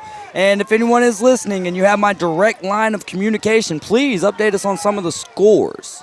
I did get a final, Bluntstown over Arnold, 58-22. And I don't know about this for sure, but he said Amari Thomas had like 6 rushing touchdowns. Oh, my goodness. How about from my dad as the ball is on the ground, picked up, pressure in his face, finds a man. It might even be Daniel McDaniel, for crying out loud. He'll stay up on his feet, goes out of bounds. I'd like to read this shout out, Kyle. It's from my dad. He says, you have fans in Mississippi. Aunt Virginia said you have the best sports voice and the best energy she's ever heard in an announcer. And look, as soon as I start bringing that compliment up, my voice is over here crack-a-lacking. He's crying. Got him emotional. I'm saying I'm running out of voice. I should have a base score here for you in a second. All right. Appreciate everyone helping us out in any way, shape, or form on this broadcast. Come see me at PCB Hobby tomorrow. I'm giving out free handshakes. Tipped up in the air. Oh! I think that ball might have still been caught by the Escambia Gators. I was hoping for. It was. What a great catch there. And that'll keep the clock running underneath 20 seconds here. 46-15. And I think Escambia will be content with letting it run all the way down. 5, 4, 3. I don't even see a quarterback back there. I don't think anybody's there. And that's going to do it for us, Kyle. Live from Escambia, your final. Mosley Dolphins 46, the Escambia Gators 15. Kyle, we've got to thank our sponsors, but first, Reliance South Construction. They're the player of the game sponsor. Who's the player of the game? That's a tough call. It is. Yeah, You're supposed to be using all 4 quarters to think of this. I know. I mean, here's the thing. The ball got spread out so much tonight. Without seeing stats, it's always hard. Without having it. I want to give it to JP. It's just we did have 2 turnovers in that game, but I think I think we should roll with JP Holstenbeck. And what you got? Oh. Okay, so I wanted to go Jack Armand because he stepped into that role that Cole kind of left open tonight. I wanted to go Fletcher Taylor. There's so many guys that are possible for this. Like, you feel I think we just give it to Christian Thomas. I know the game was out of hand. And you could go Christian Thomas right there. I feel like he's going to get Mr. Nasty. Sean Williams in his explosion. But again, if we're talking about who really set the game, you know what? Here's what I'm going to say. The game was kind of close. We can't go Talon Moore back-to-back. I don't want to go back-to-back with players. Right. So let's just make the executive decision here to do something that listen, Christian Thomas did not win this team the ball game tonight. But did you not see how excited the entire sideline was? I literally almost fell down the bleachers because I was up here dancing the way he was dancing. So I'm cool with that. You want to go with Christian Thomas as the player of the game? Let's do it. All right, man. Putting people on skates and just letting them do it. Hey, he put me on skates. Exactly. So Christian Thomas, the young man, we're going to name him player of the game. If we get any clapback from that, then hey, we need someone to give us stats after every quarter. First of all, you should analyze your love for this football program if you're going to clap back at that one. No doubt. You just go back and watch both of those plays back to back. I think we got to give it recognition, man. I think we got to give it recognition. Also, Kyle, we got to give recognition to 35-27 Bay, by the way. 35-27 Bay. Let's go. The undefeated streak continues for Bay High. Big win against Madison County. All right. Let's thank our sponsors. Let's get out of here. We got a long trip home. Arbor Properties, Cox Pools Commercial, Jessica Ling Insurance, Panama City Moose Lodge 1389, Reliance South Construction, Steverson Air Conditioning, and Whitehead Plumbing. And over to our food sponsors, Dermatology Associates Skin and Cancer Center, Rosemary and Thyme, Sonny's Barbecue, Tzatziki's Mediterranean Cafe, and Walborski, Bradley, and Fleming. All right. Can't forget about PCB Hobby. Come see me tomorrow from 10 to 6. Mr. Eddie's Barbershop, Beach House Sales and Development, Bite Me Custom Treats, Countryside Lawn Care, Bay County, GolfWithJ.com, Price & Sons Fencing, KL Skaggs Heating and Air, and of course, Leanne's Phone. Without that, this is not possible. We'll see you guys next week. We'll be live at Tommy Oliver around 6:45 p.m. Have a great evening. Drive safe. And if you listen back, just come holler at us when you want to shout out. We'll see y'all later. For David Hayes, or for Kyle Wright, I'm David Hayes. Jesus loves you, so do I.